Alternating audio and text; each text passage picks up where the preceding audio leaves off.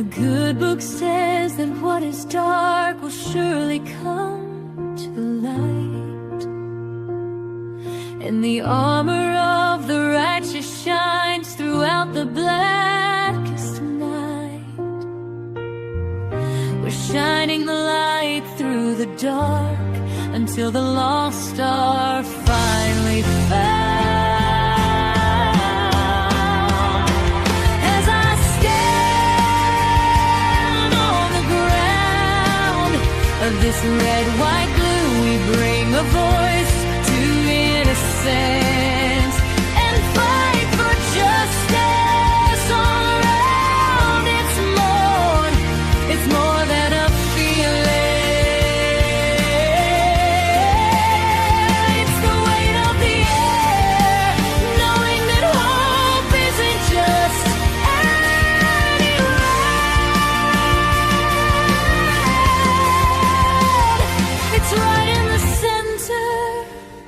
It's right where I stand, with a heart full of fire and a pen in my hand. Daphne's case files will prevail.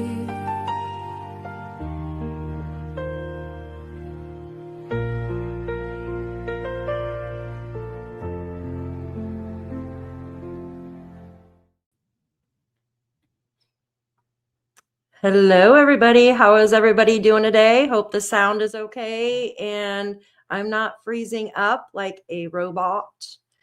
We will be going over the Nancy Guthrie case. I have a lot to go over with you guys, so I'm going to let you mingle in.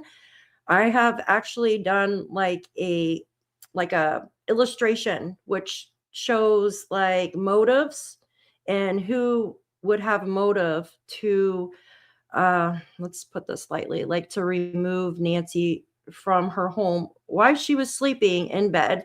So I'm going to go over the newest information concerning the Pima County Sheriff. He also did a couple statements, and the private investigator also spoke out just recently. This is all new information. We're also going to go over mines in the area close to Nancy's home. I have like a full show for everybody. So please welcome in. I appreciate all of you for being here. I know I've been doing lives with Justin, so I'm kind of getting back into my own groove to do lives with myself right now to see how everything goes. You guys know my computer's a little slow, so hopefully it will hang in with us today. So I'm going to welcome in everybody, and we're going to jump right into Nancy Guthrie and location, motives, and who could be responsible for taking her out of her home. So welcome in, everyone. Hi, Anastasia. Good to see you. Hi, Baffled. Good to see you. Thank you. I appreciate you watched the video yesterday. Thank you. Tina, hi. Kim, hello. Hello. Good to see all of you. Kimberly, hello. Hi, Nova. Good to see you. Thank you. Dana, good to see you. Hi, Miss Haley. Thank you for being here. Cindy, hello. Miss Carol and Lori, hello. Anastasia, hello. Let's see, Mary Ann, hello. Tina, everybody, hello. If I missed you, hello, thank you. I want to jump right in because I have a lot to show you guys. Hi, just me. Hi, Robin, good to see you. So check this out. We will be going over Nancy Guthrie, motive and location, you guys. First, I'm going to go ahead and read this new information that literally just came out with the sheriff. So let's get into that. Give me 1 second. I'm going to show you this information here. And this is from X. So he literally just posted this on X. I want to make sure you guys can see this here. Oops, I got to remove this first. So used to Justin like showing everything. Okay, so the Pima County Sheriff's Department, they actually posted a few things. So he says private search parties. So there's been an issue with some private search parties. He's stating that people actually have to have permits to go look for Nancy Guthrie. Isn't that crazy? I don't know. I understand going on private property and stuff like that. But what about going to just like parks, or you know how people hike and stuff through the mountains and stuff? Is that okay? Or do you have to have a permit for that? Kimberly, thank you so much for becoming a new member here at Daphne's Case Files. We welcome you and appreciate you for being here, hon. Thank you so much. Yes, case of Little Man. There's something definitely odd with this sheriff, you guys. I don't know what his deal is. I really don't. And that whole reality TV show that he's got going on is just, it's plain out weird. It's just weird, guys. Like, I don't know how I feel about that. So he goes on to say that private search parties, volunteer search groups have inquired about being in the area per the sheriff. They were asked to please give investigators the space they need to do their work. And then he goes to say, we appreciate their concern and we all want to find Nancy, but this work is best left to professionals. And Pima County Sheriff's Department has volunteer opportunities if they wish to get involved with the department. Now, there's been rumors that they're not fully staffed and stuff. And then, if you remember correctly, a lot of these deputies are newer. Do you guys remember hearing that? So it goes on to say the private property laws apply, and it's up to each individual property owner to grant permission for someone to search the property, which is completely understandable. It's completely understandable because there's insurance reasons. So if somebody gets hurt on somebody's property, yes, you want to make sure that you have the okay with the property owner because, I mean, just a simple note, right, can work. But I'm sure a lot of these people that are living out there, they've searched their property. I mean, I would, right? Like I would completely like be searching every nook and cranny in my property. Okay, so I'm going to remove this and we're going to go over to the brand new information that just came out with the private investigator. Give me 1 second. Do this here.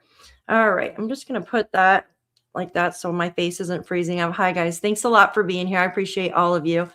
So this is the new update. I'm just going to read through this. Savannah Guthrie missing, mom live updates. Police ask media to clear out ASAP as authorities tighten access. So yeah, they have been blocking the road, you guys. Literally blocking the road. I'm going to play this for you guys. Give me a second. Let me make sure the volume's up. All right. Volume up on that. Okay. I hired a lady to be like the house manager. Oh, they're going to show me an ad, aren't they?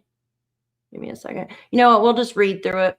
So it says the search for missing 84-year-old Nancy Guthrie has been going on nearly for 3 weeks. Yes, it's been 21 days, you guys, with Pima County Sheriff Chris Nanos attracting more scrutiny following reports questioning his handling of the investigation into today's host, Savannah Guthrie's missing mother. The FBI is desperate to take over the probe from Nanos. What do you guys think? I want you to put a 1 in the chat if you think the FBI should completely take over Nancy's case, or put a 2 in the chat if you think that they should leave Nanos as is now. What do you guys think? I want to know your opinion on this. 1, yeah. So 1, FBI takes over, Nanos goes sit on his couch. Yeah, everybody agrees, right? So we can all agree that not doing a very good job, right, guys? And he'll say one thing one day and then backtrack. He'll say, I didn't say that, you know? 1 times a million. I love that, Kimberly. Yeah, same here. I agree with all of you guys. And, you know, I back the blue. Like I do. I back the blue. But this guy, I don't know, guys. There's something up with him. There's definitely something going on. It's just baffling, you know? So it goes on to say the search for missing 84-year-old Nancy Guthrie has been ongoing for nearly 3 weeks, 21 days, and Nanos is attracting more scrutiny following reports questioning his handling of the investigation. So the FBI is desperate to take over the probe. And it says DNA taken from gloves found near Guthrie's home did not match any samples in the FBI database. So officials announced Tuesday, leading to another dead end, right? Now, the private investigators, this just came out 60 minutes ago. And let me see if I can pull this up real quick. All right. So private investigator claims cartel behind Nancy Guthrie's abduction. Guys, do you think the cartel is behind Nancy Guthrie's abduction? I don't. If the cartel, why are they just going to go and take an elderly woman out of her bed? And they would definitely do it for money, right? And they would definitely be asking for more than $6 million, right? Yeah, I don't believe so either, you guys. I don't either. And in my opinion, I don't believe Nancy is in Mexico. I just don't. I mean, yes, it's close by, right? What did they say? Like 12-minute drive? Or no, they said 12 miles or something like that. I'd have to find the exact. But to drive to Mexico, yes, it is possible.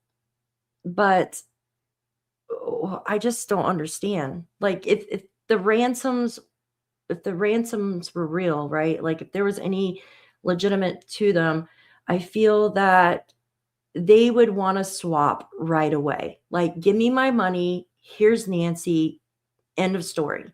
I don't think it'd be going on for far too like this long now, right? The cartel would have done and over with. Exactly. Yes. I agree with that, JDR. I agree with that. I personally think the brother-in-law. Yeah, I know that the sheriff has cleared the family, but we're still allowed our opinions, right? And I guess they've been calling him Tomato or something. I was like, who's Tomato? Tomato Tommaso. We'll see. You know what I mean? But I don't know. That's just my opinion. Until the FBI actually comes out and says that everybody's cleared, then, we'll have to look another way. But hi, Cassie. Good to see you. I don't feel good about Precious Nancy's. I don't either. I really don't. Thanks all. Pretty sure it's just, I hope you feel better, Miss Cassie. That sucks. No sinus infection. I still feel like this case is really close to home and the sheriff has dismissed the family too early. I can agree with you. It's me, Laura. I am on the same page as you. I am. I feel there has been a concerted effort to spin this as a kidnapping story. Yeah, I can see that. We're allowed to say that. Okay. Yeah, I know, right? Our opinions, right? What do we say? Do we think Tyler Henry could help Daphne? Could. Yeah, could definitely. Anybody could help, right? All right, let's oops, did I literally just, okay, give me a second, you guys. We're going to go read what the private investigator has to say, and then I'm going to jump right in. All right, there we go.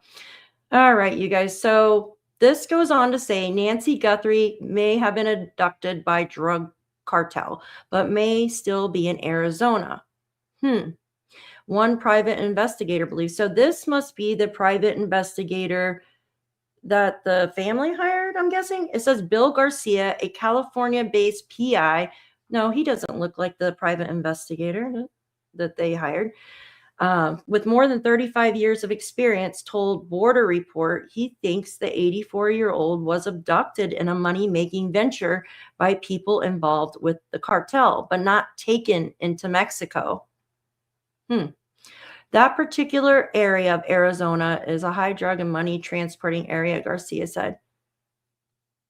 All right, so private investigator, okay, so here's another photo of him. He goes on to say, it has deepened my belief that this is in some way related to a money-making venture by people involved with the cartel. But the thing is, I disagree with this man, and maybe he has more information than I do. But if it was cartel involved, they would want the money right away, and they would give Nancy back. I don't see any other way around it. And it goes on to say, Guthrie, the mother of Today's Show host Savannah Guthrie, was reported missing from her Tucson home on February 1st. Authorities have said she was likely taken from her residence overnight, and the FBI has released surveillance image.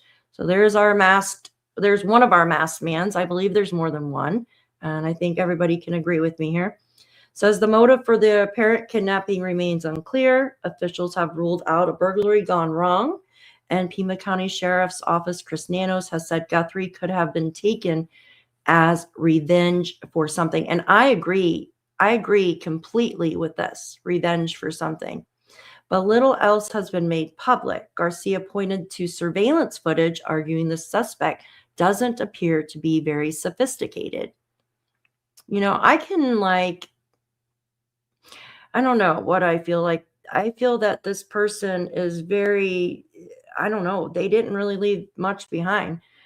He does things a professional would not do, Garcia said. For instance, the way he approaches the camera. Why would he pick up some shrubbery?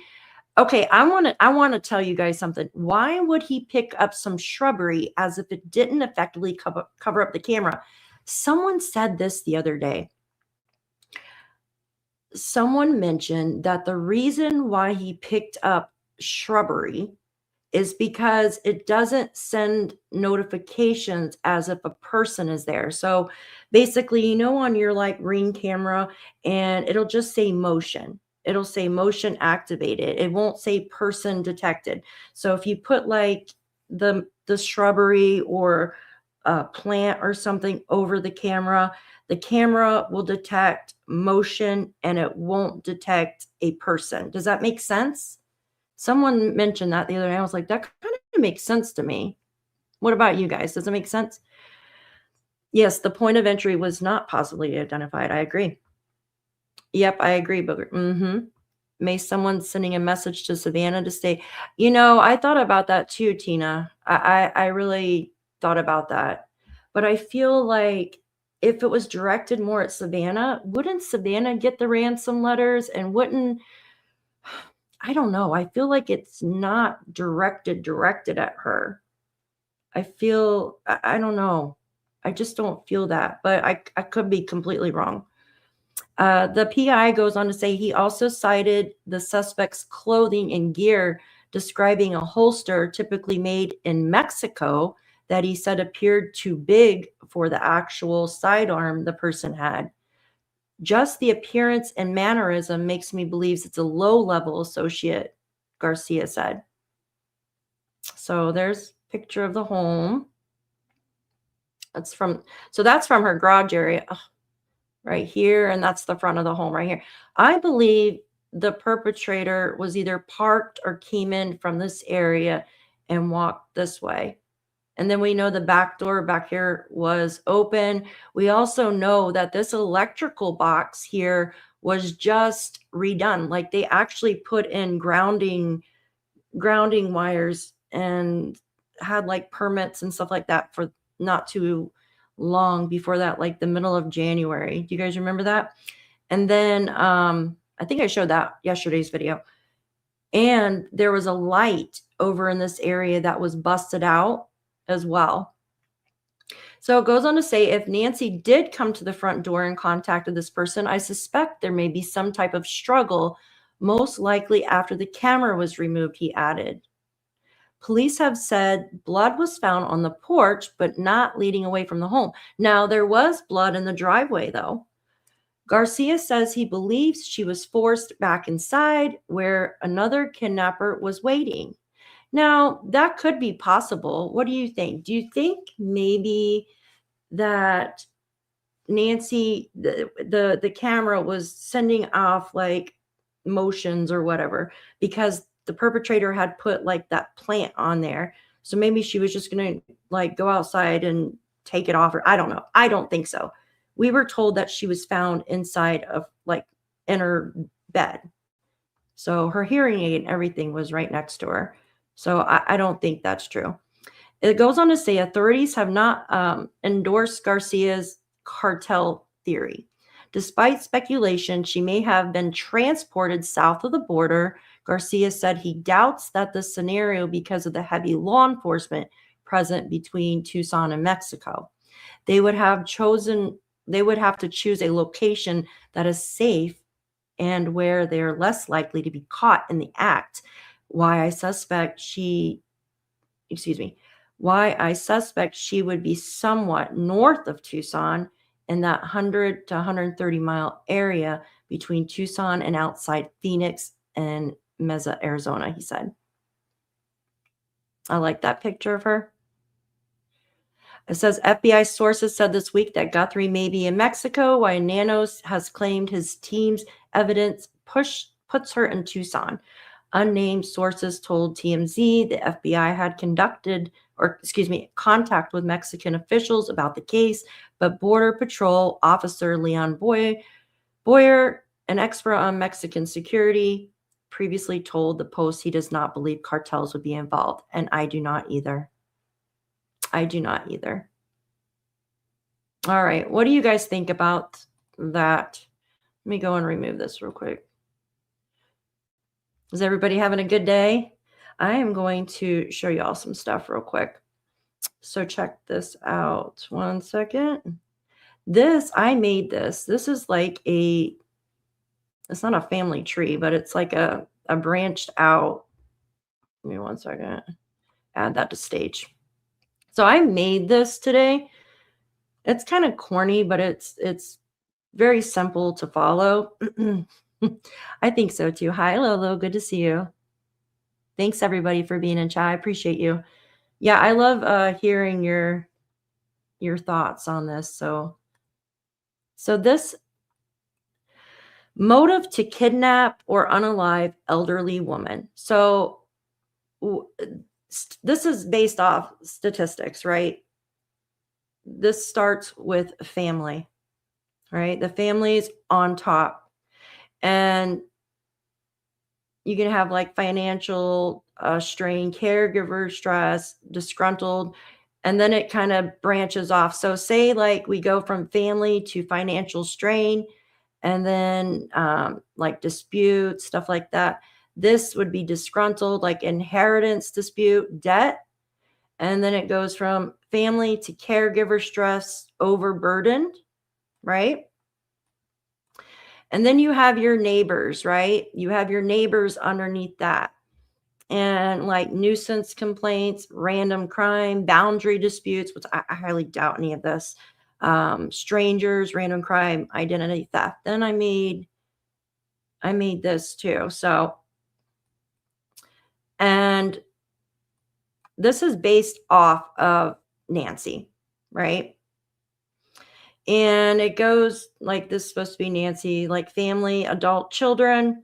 And it goes on to say like financial gain, inheritance, resentment, caregive. I don't know why that's spelled like that. Caregive stress, financial gain, inheritance, abusive relationship. And then it shows here that it says like no signs of forced entry. Her valuables were untouched. It was just her taken. And then it goes like family, grandchildren, stuff like that. Spouse, we know she doesn't have a spouse anymore. He passed away. And I wanted to mention something as well. So her spouse had passed away, and they have owned this home since 1975, you guys. That's a long time. And I know Justin and I spoke about before that she had done some like something with her mortgage, like she refinanced, right? Refinanced her home a few times. But to think about, like, her house should have been paid off, but she might have done it just to like fix her house up and stuff. What do you guys think? Revenge, resentment, anger. Yeah, I agree. So, and then it goes on to like caregivers. Like, could it be somebody that, like a medical professional that would come to the home? But that's like if she was on hospice or something, right? Like, she wasn't on hospice. Says caregivers, close associates, financial gain, abuse, conflict. And then it just kind of arrows for financial professional contacts, debt, crime of opportunity, and then in-laws, right? Debt, conflict, ransom note found, demands not met. And then strangers, random act, crime of opportunity, which it's really hard to believe that it was a stranger. And this one kind of goes into more of a detail, right? So her grandchildren are too young. I don't even want to talk about that. But adult children, inheritance, caregiver burden, financial strain, and then goes over just to regular caregivers, goes job dissatisfaction, personal grievances, and then you have your neighbors, financial professionals, debt collection, insurance fraud. That I think we can cross that out. This is in-laws. I don't know why it says inlays. But and then you go to your strangers, opportunists, and then others from her past, right? Unresolved conflicts and revenge. And then just another one that's, I did a couple of them. So what do you guys think of those? Hi, Joyous. Good to see you. Hi, Cal. Good to see everybody. Thanks for being here. All right. So I have some more I want to show you as well. This one is actually statistics and body location. So we're going to go over this. Give me just a second. And this one is, so it's general U.S. patterns of body disposal locations. And first it starts off like, this is based on her area, right? Where she lives, Nancy lives. And rural non-urban areas dominate in multiple analysis. So 64% of body deposition sites, right? And one large sample were a rural area. Fields, woods, remote land versus 28% urban and 8% water related. Other studies show that 41 to 57% of disposals in non-urban agriculture forests areas, excluding water bodies. So there's not too much water around, right, guys? I mean, you're in the desert. Rural sites often chosen for lower visibility and delayed discovery. And then proximity and transport bodies are frequently moved to short distances. Many disposals occur 50 meters from a road. Track after transport, common in a vehicle-based dumps. So this, I know a lot. Hi, Jen. Good to see you. I know a lot of this has to go off of if she's no longer alive. Just FYI, I know you guys can figure that out. And it says I already did that one. Offenders often use vehicles for transport, followed by carrying or dragging. Concealment methods, common covering with local debris, leaf litter, branch rocks, around 35% in some data sets. No concealment attempt, 14% roadside. Shallow graves, 12%, deep barrels or other methods, bins, water, less frequent. And then in the desert, right, it says natural, it just talks about the body can occur due to heat, dryness, slowly, I don't even really want to read that, but preserving some tissue concealments often uses sand, rocks, or natural features. Bodies found within 24 to 48 hours, more likely indoors / residence or at the site, right? And delayed recovery, 48 hours or more, often outdoors, remote, increasing scattering animals, environmental factors. And we know there's a lot of animals out there, like the coyotes and what is it, Javieres? Is that how you pronounce them? Oh, hi, good to see you. Hi, Anna-Liz. Good to see everybody. Thanks for coming in. Appreciate y'all for being here. So I did a couple more of these. So it just talks about the area that she would, if she's no longer with us, and then maybe like where they would put her, right? I also did a map too that I want to show you guys. So give me 1 second. Thanks everybody for being here. I appreciate all of you. Everybody having a good weekend? So I did this here, is really cool. There's another map here. Can everybody see that? Let's make it larger here. So this is a map I did. Oh, let's see. No, not that one. Well, I didn't do this map. Excuse me. These are some of the maps that I found. Excuse me. So potential routes, right, from her residence. And this right here to Mount Lemon, which is very rural out in this area. And it kind of shows like a 5-mile radius, right, around her house. Here's Skyline Drive, and Oracle and Campbell Road is where they really have been searching, where they found like the glove and the mask and stuff, right? Hi, Woman's Warrior. Good to see you. I know this case is just, that's crazy. All right. Let me pull up something real quick for you guys. Oh, something Nancy Grace mentioned. Nancy Grace had mentioned something about our perpetrators. So this person here, no backpack, right? It doesn't even look like they have holes in the mask, right? Like for their eyes and stuff. Do you guys notice that? So this is, and then they have like this black, like stripe on their shoe right here when the other guy doesn't. Like you can't. So this is one and this is the other. That's creepy, right? Like imagine looking out your window and seeing that at night. That's so creepy. So Nancy was like, yeah, it's like they correlated their outfits together because they look the same, right? And it made me think of this, like when they all matched. I don't know. What do you guys think? Like when the perpetrators had correlated their outfits, it made me think of the family when they all matched their outfits for Christmas. I don't know. I just, something, I don't know. Something doesn't seem right to me there. So this, did you know that they actually found, let me pull it up real quick for you guys. Am I freezing up? They actually found some blood on the gloves. And I want to go over that with you guys real quick. 1 second. Let me pull it up real quick. All right. Let me remove this real quick and add the gloves. January 11th. So yeah, we can go over that. They actually, all right, give me a second. I'm going to pull up this video real quick is where they found the blood on the gloves. Let me pull her up. All right. Make sure you guys can hear this. Actually, make it larger. All right. Ooh, not that big.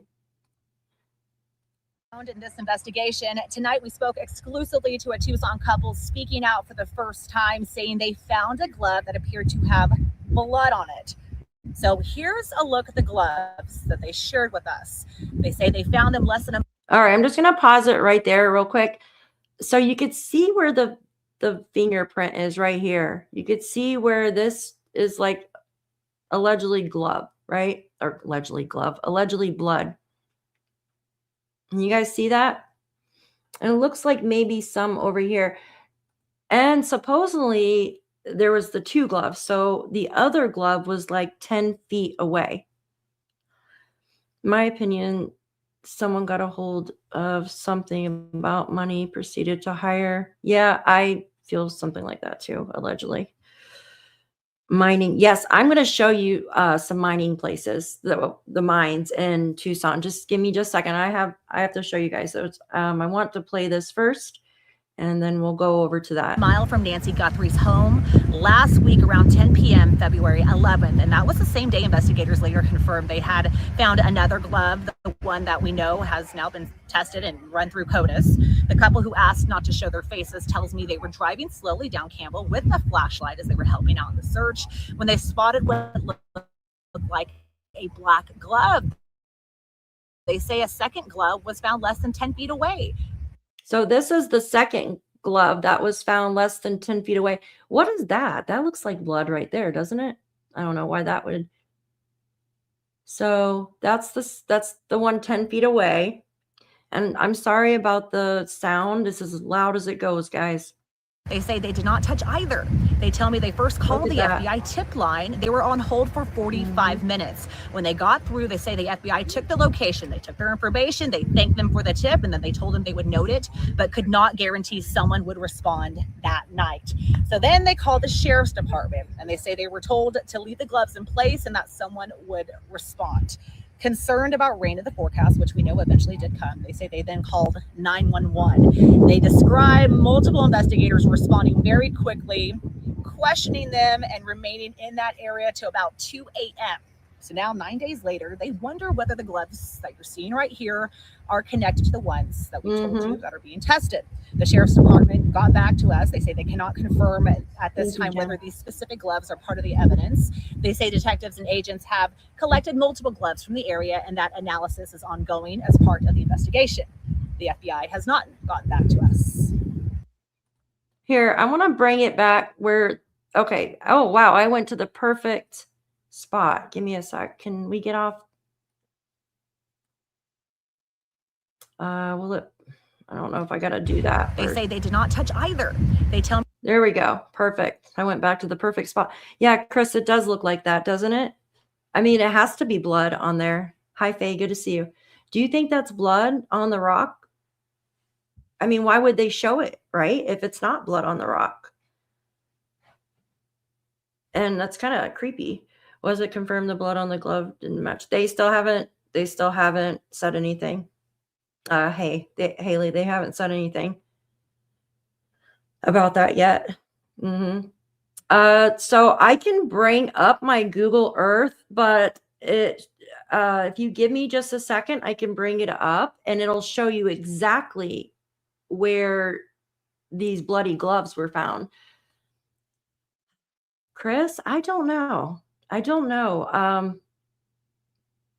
We were just going over statistics based on if you know, of Nancy's, and usually if she's passed, allegedly, you know what I mean, if she's no longer with us, it says that that usually she would be within a certain mileage away from the home. It's usually within like 5 to 10 miles. I think 20 to 25 miles is like at the maximum. And usually, unfortunately, bodies are found really close to the road, which is devastating, you know. I know, mine too, you guys.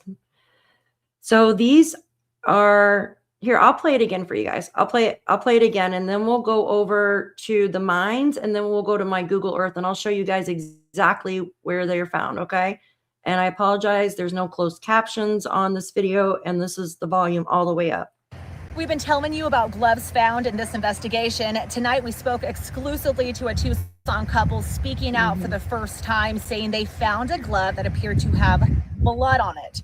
So here's a look at the gloves that they shared with us. They say they found them less than a mile from Nancy Guthrie's home last week around 10 p.m. February 11th. And that was the same day investigators later confirmed they had found another glove, the one that we know has now been tested and run through CODIS. The couple who asked not to show their faces tells me they were driving slowly down Campbell with a flashlight as they were helping out in the search when they spotted what looked like a black glove.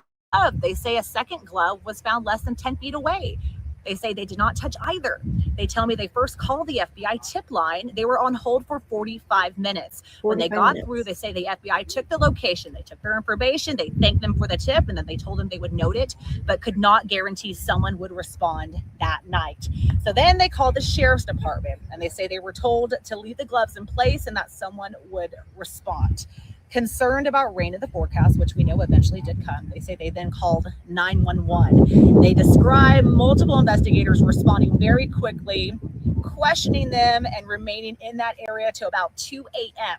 So now 9 days later, they wonder whether the gloves that you're seeing right here are connected to the ones that we've told you that are being tested.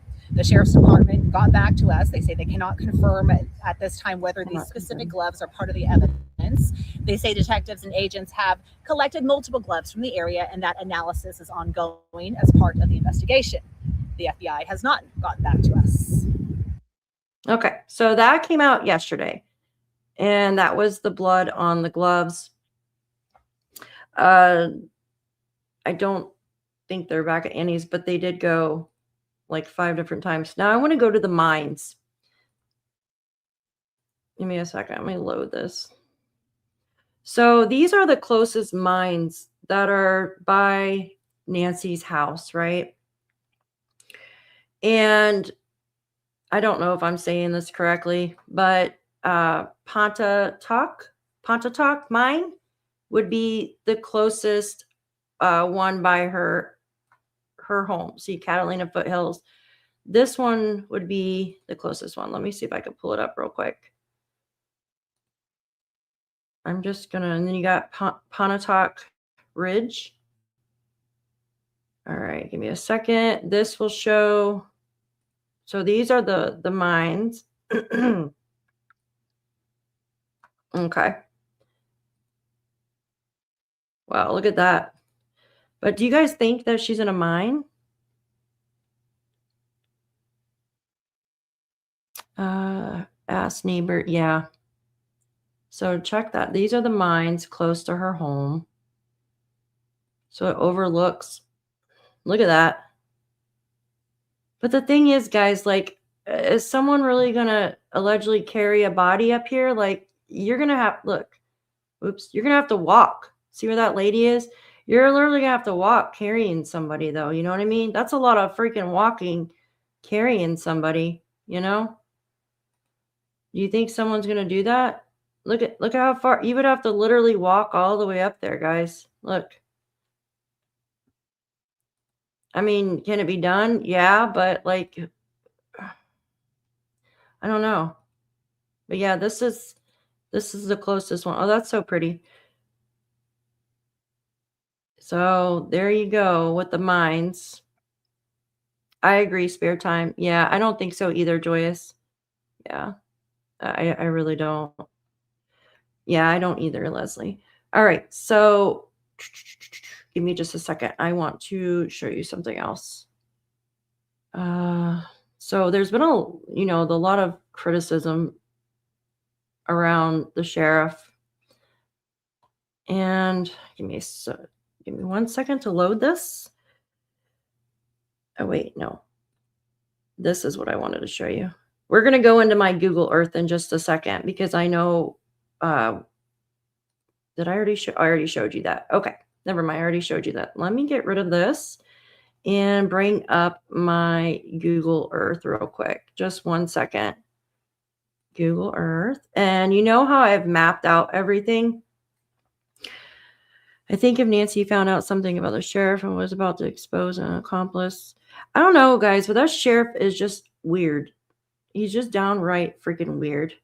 All right, my Google Earth is loading. Hopefully it behaves. Let me get rid of this here, and we can show you some stuff. All right. Let me get to Arizona.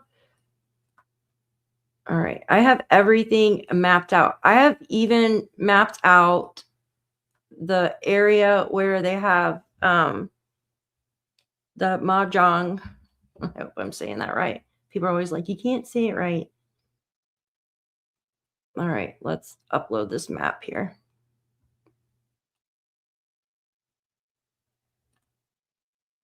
All right. So this is my Google Earth, guys.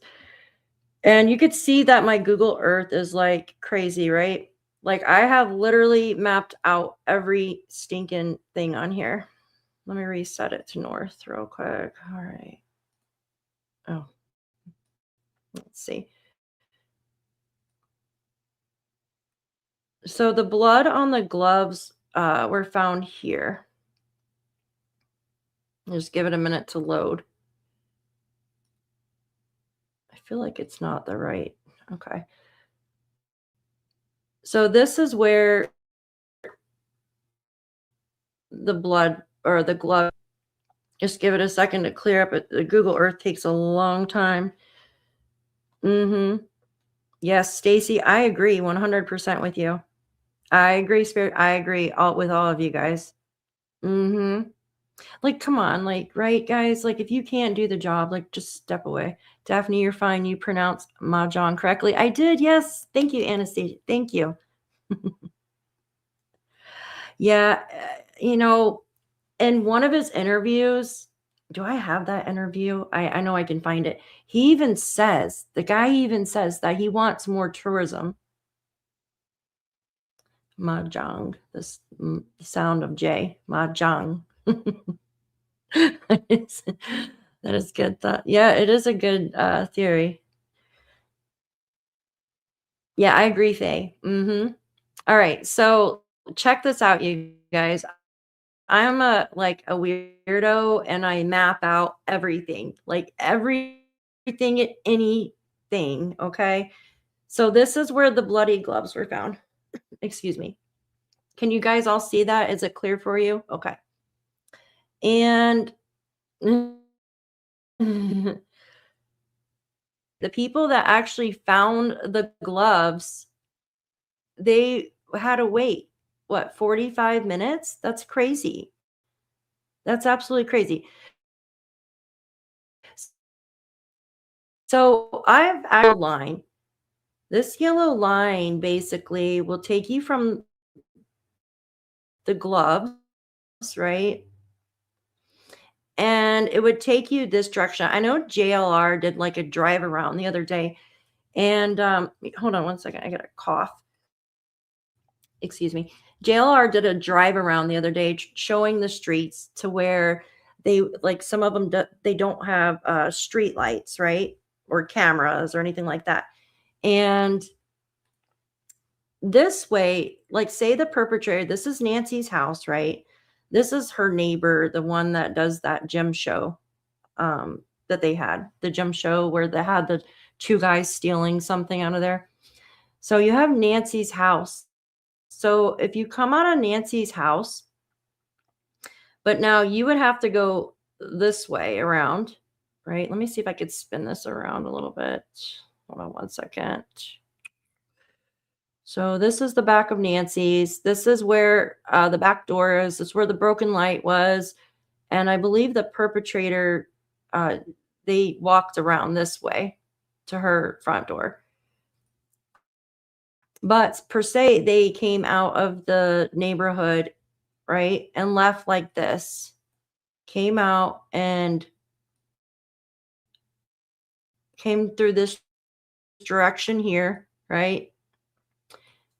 And then made 8. This is our Campbell Road, right? And this would be, can I turn it into, let's see, give me just a second.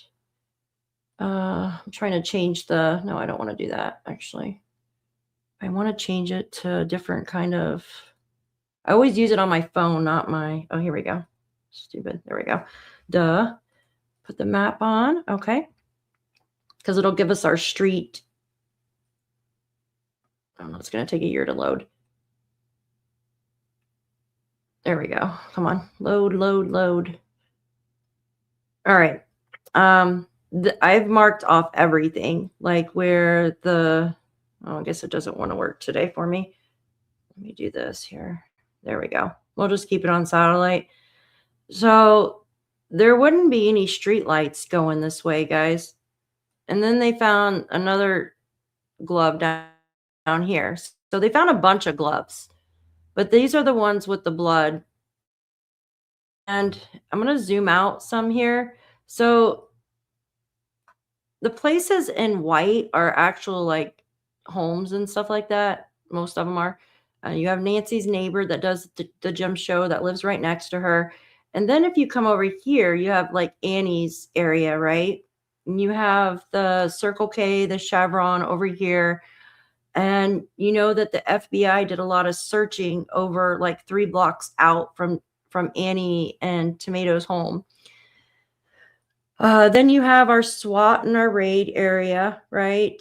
And then I just kind of marked off some areas here. So you have Skyline, Orange Grove. You know, those roads have been mentioned. This is Nancy actually shops here.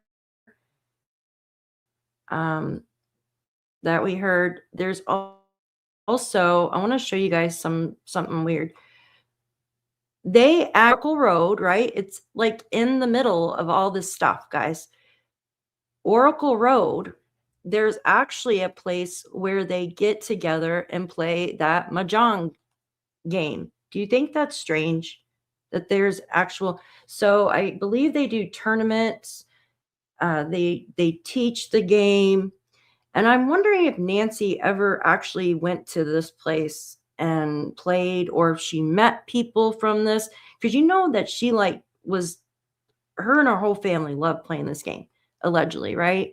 Like, do you think maybe she went there at one time and met some people? Because it said on January 30th she had like a get together for her birthday, and that's what they did. They played the game. So could she had her friends over, but could she had like friends, like have a plus one, like bring a friend with them, somebody that would be an acquaintance to Nancy, or somebody that Nancy didn't know, that maybe checked out her house, left the door unlocked or something. I'm just speculating here. So that's the only thing I can think of like just a random person actually getting, you know what I mean, like getting into her home. So I have these areas also marked out where the FBI has searched. Another glove, FBI focused on there. This is actually the area where they had the gym show. And I know you guys have seen the video of the two people that stole something from the neighbor who went to this gym show here. And one of the guys actually looks like one of the perpetrators that was at Nancy's house that night. So this is Nancy's restaurant right here. And then the mask. So you guys see that? Isn't that crazy? So I have been mapping out everything. So I'm like a map freak. Oh, thank you, Joyous. You're so freaking awesome. Thank you so much, honey. Can you guys please tell Miss Joyous thank you for those 10 gifted memberships? I appreciate you for doing that. You freaking rock. Thank you. Yeah, she's a rock star. Joyous is a rock star. Thank you. Yeah, thanks, guys. Hi, Linda. Good to see you. Yeah, so do you guys think that maybe she went there? Major day. Yeah. Oh, congratulations, you guys. Thank you.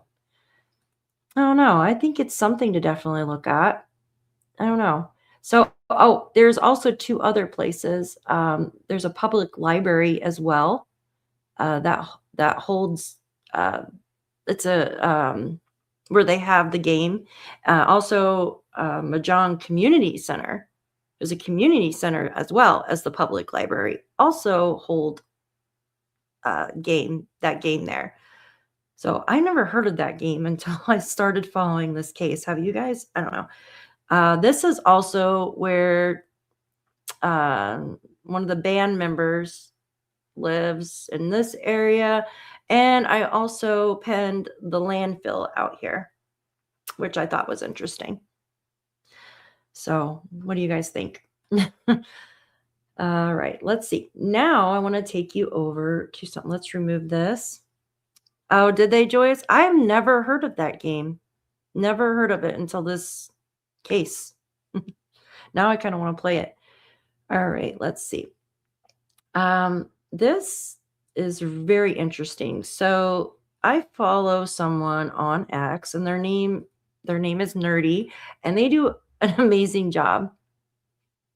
Okay, Haley. Haley asked, "Where's the church?"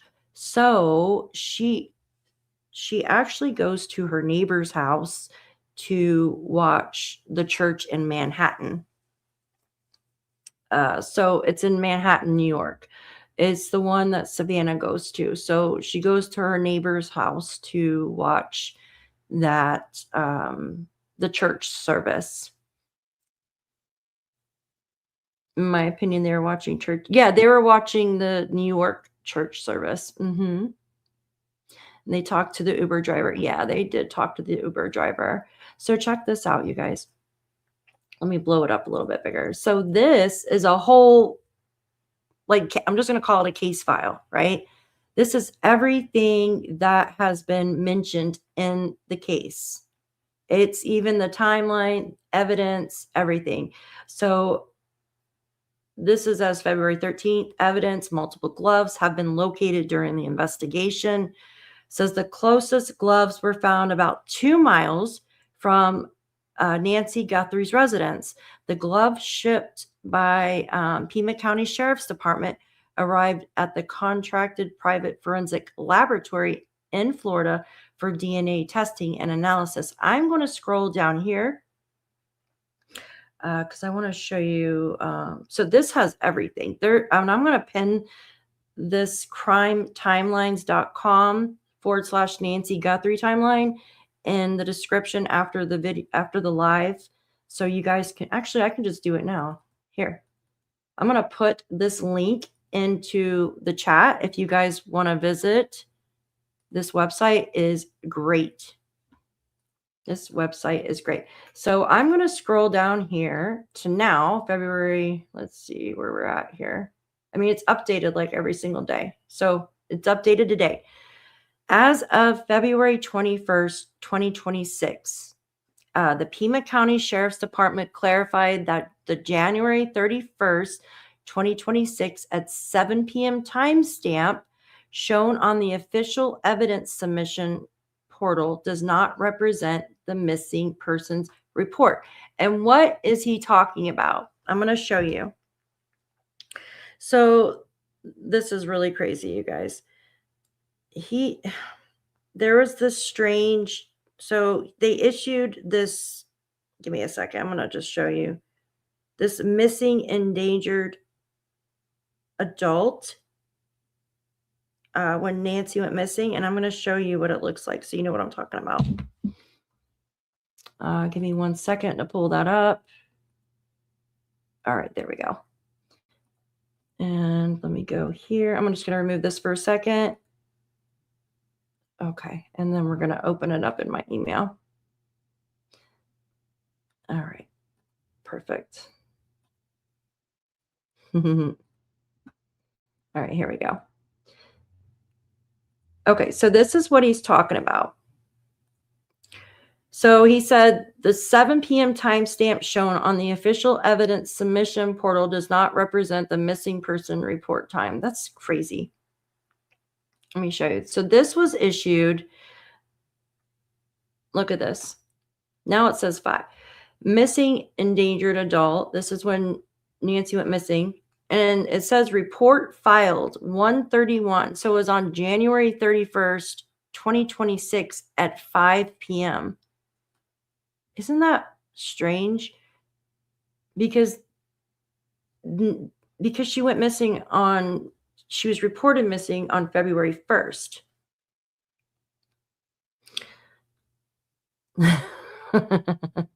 You guys are so funny. So I'm going to show you this. Okay, so this is what's strange. So report filed on January 31st, 2026 at 7 p.m. So why does this one say 5? Why did the time change? You see that? Why the hell does the times change? Yeah, true. So maybe that's what it is. But why did they come up with 5 o'clock at first? That's so weird. Okay, and then it says, the Pima County Sheriff's Department is urgently requesting your assistance in locating Nancy Guthrie, 84, who was last seen at the evening of January 31st at her residence near East Skyline Drive and North Campbell Avenue, which is, they're just giving a roundabout address. If you have any information, please contact. So they had 5 first and then 7. But when you go over here, 1 second, go back to our timeline here, our crime line. Okay. And it says, the Pima County Sheriff's Department clarified that the January 31st at 7 p.m. timestamp shown on the official evidence submission portal does not represent the missing person report time. There you go. And then it goes on to say the sheriff's spokesperson stated that the date reflects the reference point used for the public video evidence submissions. So that's what it was, based on Nancy Guthrie's last confirmed sighting on January 31st, 2026. But the thing is, I thought that Tommaso, hold on one second. I'm going to pull up my my timeline real quick. Because it says here that family drops Nancy off at her home at 9:48 p.m. and then garage door opens at 9:49 and garage door closes at 9:50. That's a 2-minute window, which I find fascinating how a 84-year-old woman who has trouble walking that had been allegedly drinking tequila that night could actually get out of the car that fast, get inside the house, and close the garage door, right? Yes, Texas, I agree with that. Yes, he is a wackadoodle. Yes. Okay, so it says this is the most updated information. Law enforcement confirmed the timestamp is administrative and tied to the requested evidence collection window, not the time that Nancy was reported missing. Okay. Investigators have requested the public to submit surveillance video recorded between January 1st and February 2nd, 2026. And it goes on to state that the requested footage must be recorded within a 2-mile radius of Nancy Guthrie's residence on East Skyline Drive in Tucson. The expanded date range was established to allow investigators to identify suspicious vehicles, potential surveillance activity, and movement patterns occurring before and after Nancy's disappearance. It says law enforcement confirmed Nancy Guthrie was officially reported missing on February 1st at 12:03 p.m. when her family members called 911 after discovering she was not inside her home. This clarification resolved public confusion. See how everybody was so confused about that? Caused by the portal timestamp confirming the disappearance. Investigated timeline remains anchored to February 1st, 2026. Note, the actionevidence.com public portal automatically converts timestamps to the viewer's browser time zone. That is why different people are seeing it at different times, like 5 versus 7. Thank you so much for clarifying that. 12:58 p.m. Tyler Sturges, Valair Helicopters, clarified he flew over the landfill yesterday with a laser to do mapping. He insisted it was not Guthrie related. So remember how everybody was reporting that there was a helicopter flying over the landfills?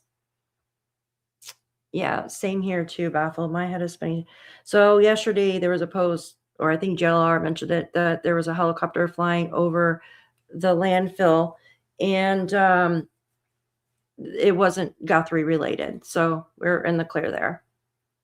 Then they got some photos down here and said, this is great. So, and then the video of the perp. And they've got all this updated, but this is great. I'll post this again in the chat if anybody wants to go take a look at it. But they've even got other case files of missing persons and stuff. So let me copy this for you guys and put it in here. I don't know, Stacy. I have no idea. I have no idea where he's at. All right, give me 1 second. I want to bring you guys to this. Yeah, so if you guys want to go to that crime timelines that Nerdy made, go ahead, and it's freaking amazing. All right, now I want to take you over to some live coverage. Give me just 1 second. Oh, Brian Enton just posted too. Give me a second. 12 minutes ago. All right, stop playing. Thank you guys for all being here. I appreciate you. All right, let's see. Let's add Mr. Brian to there. And this is Brian Enton. Let me put his name up here so I'm not rude and play his stuff. Do I have a... It's just... Okay, credit. All right. Make sure you guys can hear too. Okay. Timer off. There we go. Make sure you guys can hear that. Perfect. My show. I really, really appreciate it. Please click to subscribe. Appreciate all the support. It is now day 21 in the search for Nancy Guthrie. It's Saturday. Outside Nancy Guthrie's house. You can see something new here. You see all these like orange barricades that they put out. That's new. You can see it in the other direction too down there. Basically, the Department of Transportation came out and put these barricades in the road. They made the road one way, just trying to control. There's so much traffic outside Nancy's house and all the media. They haven't made the media leave, which is nice, but they put the barricades out. So that just happened this morning. In this episode, though, this might be one of the more interesting episodes that I've done recently, in my opinion. I spoke to a former FBI profiler, Jim Fitzgerald, helped find the Unabomber. I mean, a really, really legit guy with an incredible work history. And he actually came up with a profile of who he thinks is responsible for Nancy Guthrie's disappearance, what he thinks that person was acting like before this happened, and what he thinks that person would be acting like now. And it could be very valuable in people who are searching for the person responsible. The other really interesting thing that I've thought a lot about and I haven't gotten into much until I talked to Jim in this episode is, could this be a obsessed Savannah Guthrie stalker who is responsible for this? And how seriously are... Put a 1 in the chat if you think it's like obsessed Savannah Guthrie stalker, or put a 2 in the chat if you think no, it's definitely not. Hi Robin, good to see you, my love. I honestly do not believe it has anything to do with Savannah, you guys. There's just not enough proof there. And I know that she's blaming herself, and she shouldn't be blaming herself. It's not her fault. It's not. You know, she couldn't, you know, I mean, her sister is 4 miles away and she couldn't stop what happened, right? Yeah, I do too, Spirit Time. Yeah, I think we're all on the same page here, right? I honestly don't believe it has anything to do with Savannah. Investigators taking that potential option. And I mean, could they be going through Savannah Guthrie's emails right now behind the scenes? Are they working with NBC? All of that seems like it's a real possibility. So I'm going to get into all of that in this episode of Brian Enton Investigates. I'm joined now by Jim Fitzgerald. I really appreciate him coming on. He's a former FBI profiler. He was the founder of the Forensic Linguistic Studies at the FBI, a host of the Cold Red podcast, which you can see the logo behind him. I really like your logo, by the way, Jim. And also author of the books A Journey to the Center of the Mind. It's a privilege to have you on the show, Jim, just because the phase that we're at now, I've been thinking a lot about who this person is, you know, who's responsible for the Nancy Guthrie disappearance, but also what they're like right now, like trying to get into the mind of someone who has essentially gotten away with this for now. Like, what are they doing? What are they acting like? I'm curious what your profile is on this person. Mm-hmm. Well, again, Brian, thanks for having me on the pod again. I do appreciate it. And just a little bit of background in the profiling unit. I was there. My first case as a profiler was Unabomber, and I got sent out to San Francisco supposedly for 30 days, and I helped rewrite the profile that John Douglas did because the manifesto would come out, and that was a valuable tool that we put out there for people.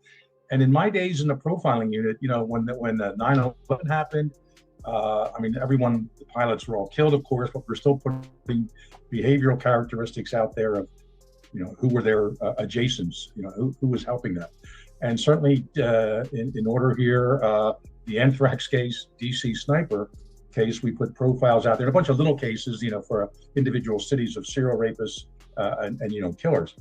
I'm surprised I don't see this from my former unit right now. I'm surprised it's not out there. So my Cold Red co-host podcast, Ray Carr and I, and he wasn't going to be here with us today, but he has some family issues he's handling.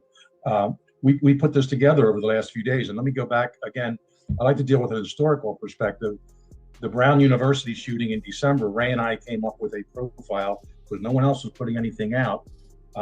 And we were just about to go on our podcast. That was, I think, Thursday afternoon, late afternoon, and everything broke in the case. The guy was identified up in a security building of some sort, storage building, and it was resolved that night. So, but it turns out the profile we put together was pretty much right on the money. So yeah, that's what we like to do here. And I have a lot of experts have been out there, and me a little bit. What does the DNA mean in the camera? 41 minutes. This differential. That's all important stuff that the investigators are certainly discussing. But what Ray and I always like to say, a week after a big case like this, we need to get the public involved in this. What for them to look out for. And the video is great.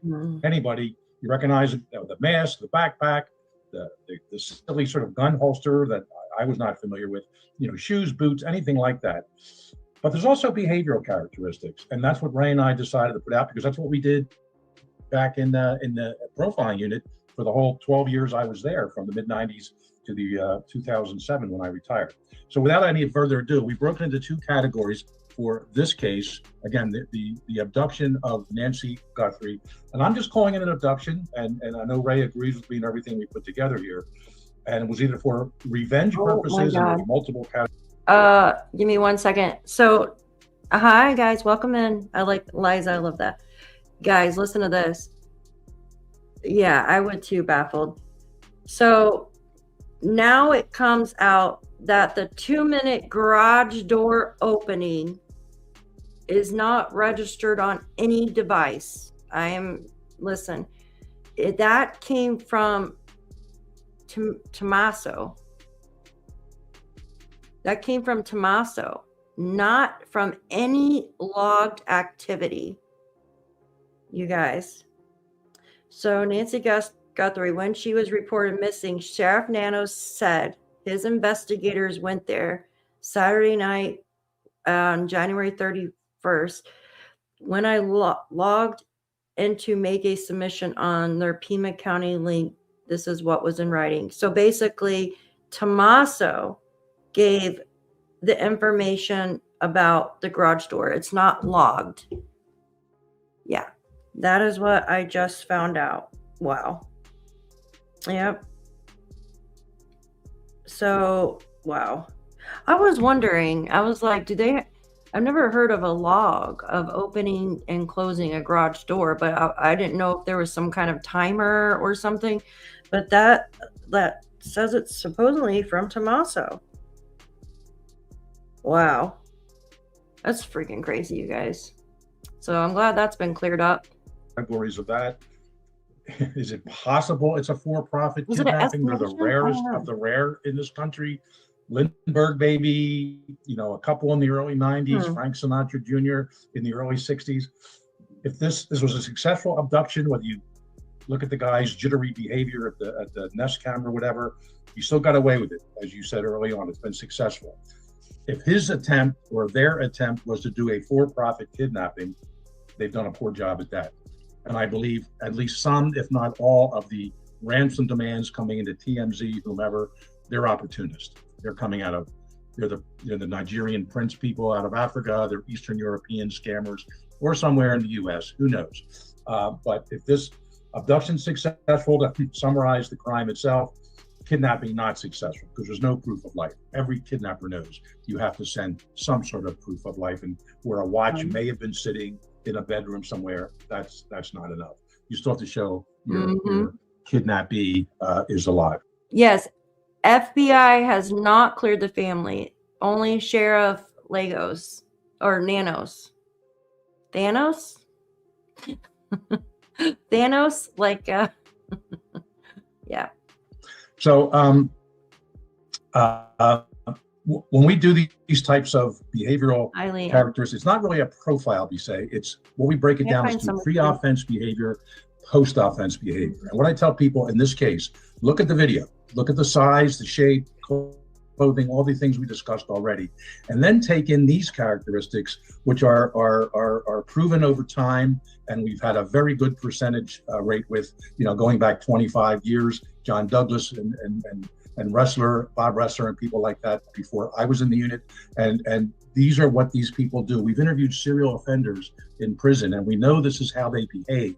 And we've interviewed them afterwards, even other type during interviews and interrogations when they're first arrested, and they gave us this stuff. So let's start with pre-offense behavior. Now the kidnapping was the early morning of Sunday morning, February 2nd. So this is going to be the week before, but again, it could be extended longer, shorter. If you've lived with someone, a neighbor, a son, a colleague, co-worker, whatever category, here are some features you're going to see about this person before the crime. Unusually distracted and aloof, inordinately busy, but for unclear reasons, self-absorbed, more internet time than usual. And if you happen to see some of the things he's looked up, they would be unusual factors, maybe about Savannah Guthrie, maybe about kidnappings, etc. Purchases of odd materials. We've seen the video, we know what some of those are. Yeah.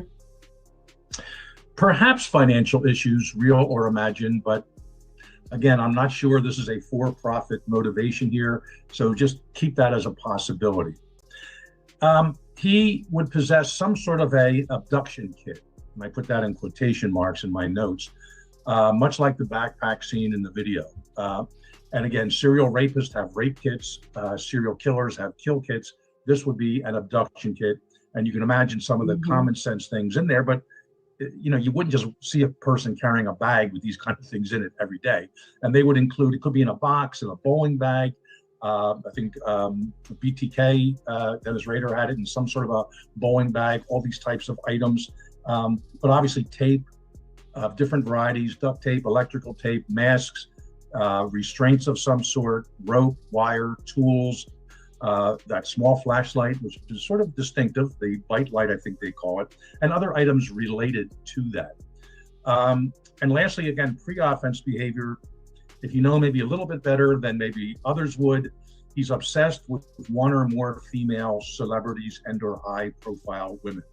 So, of course, one of them would be Savannah Guthrie, but sometimes if there's any kind of a stalking element to this, he could have other women out there that he was fascinated or obsessed upon. But for some reason, because maybe Savannah Guthrie herself wasn't available, her mother was, and he has a familiarity with the Tucson, Arizona area. So, Ron, I can hold off there on pre-offense behavior. I'm going to go into post-offense next, but do you have any questions about what I just said? So when you said upset, so do you think it's someone who was motivated maybe by an obsession with Savannah? I'm certainly not ruling that out. When I was in New York as an FBI agent, I had a close connection with the head of security of NBC. About 4 times a year, he'd contact me, hey, another one of our female journalists or celebrities, whatever, TV people is being harassed by this guy. Can you check it out? And it was outside of New York. He would have handled it with the NYPD. He was retired NYPD. But since there are other parts of the country, I would maybe I would interview them if they're somewhere in the New York area, but I'd also send leads out. So a lot of female people on TV, a lot of females on TV. And it's different with actors, Brian. Actors look at their fellow actors when they're doing their scenes or their portrayals on TV. Yeah. The difference with people like Savannah Guthrie and others is they look into the camera. And you get these people that maybe suffer from a condition known as erotomania. And it's in the diagnostic statistical manual that psychologists use for all the different categories. It's basically like a stalker's disease. And it can be men or women, and they're hung up on usually people in power, celebrities, and they think there's a mutual love back and forth. And that's why I'm hoping early on the investigators went into every email Savannah has ever received. So yeah, there was a plan for a search tomorrow. I'm looking at a flyer that someone made. They were going to focus on like Orange Grove Road and Campbell Road, and I'm wondering if that's. I don't understand. If someone is missing, wouldn't you want people to help do like a search party and stuff? I don't understand. Just as long as they're not impeding an investigation.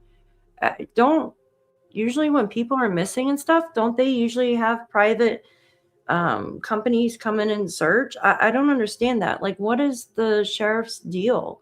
Yeah, don't go on people's property and stuff like that. But now he wants people to have a permit. I don't get that. It's crazy. Yes, Nancy bought that house in 1975 with her husband. Yeah, I agree, Jen. It's very odd. Shannon, thank you so much for your super sticker, my dear. You are amazing. And I always appreciate you being here. Thank you so much. Thank you for being a super mod, too. Thank you. She's so cute. We're super mods. Super mod. Yeah, and we got Sheriff Thanos, right? He's something else. He really needs to step aside and let the FBI do their stuff. Probably going back 5 years. It's crazy. Some fan who just repeats himself, but somehow it just was never fulfilled. Yeah. Maybe she sent the 8x10 glossy or whatever the equivalent is today, but that just wasn't enough for him. So I am not locking into this theory. And like I always say about these types of characteristics, I'll remind your audience, not every single one will be 100% right on the money. No profile is 100% perfect. But if the majority of these characteristics are met, and again, looking at the video, some kind of a Tucson connection over the years, current, in the past, consider calling the tip line. So the whole thing with Savannah just can't be ruled out. She is and like I said in the first interview I did, I think, the day after the kidnapping, victimology is what's very important about any type of. Here, I'm going to show you this real quick. Just give me a second. Oops, where did it go? Where am I at? There we go. So this is, I just want to show you this real quick. So this was a TMZ article, and also just shows, I'm going to read it to you guys. It shows at 9:48 p.m., Nancy's son-in-law, Tommaso, dropped her back off at her home. Tommaso is Annie's husband. Annie Guthrie, her daughter, reportedly waited 2 minutes for Nancy to get safely inside and then drove away. Right there, the TMZ. Wow, what the heck, you guys? What the heck? So, why did it, that's why I kept wondering, who has an alarm on their garage, a timer or whatever, but I don't know, I don't have one on mine, right? I just press a button in mine. I don't even have a thing to open mine from my car, but I don't use my garage that much either, so it's on the other side of the house. So yeah, so it was Tommaso that gave the 2 minutes for Nancy to get inside.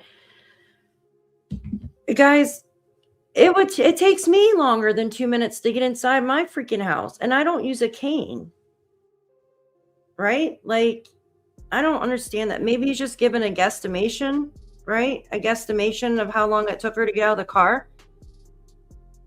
But yeah, 2 minutes. It said it came from Tommaso, not like a alarm or whatever, not a timer or whatever it's called.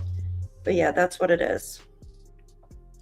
And Sheriff Nanos confirmed Nancy was in bed when she was abducted. Imagine that. Imagine laying in bed as an just laying in bed as yourself, right? And someone gets in your freaking home, hurts you, and takes you. That's freaking nuts to me.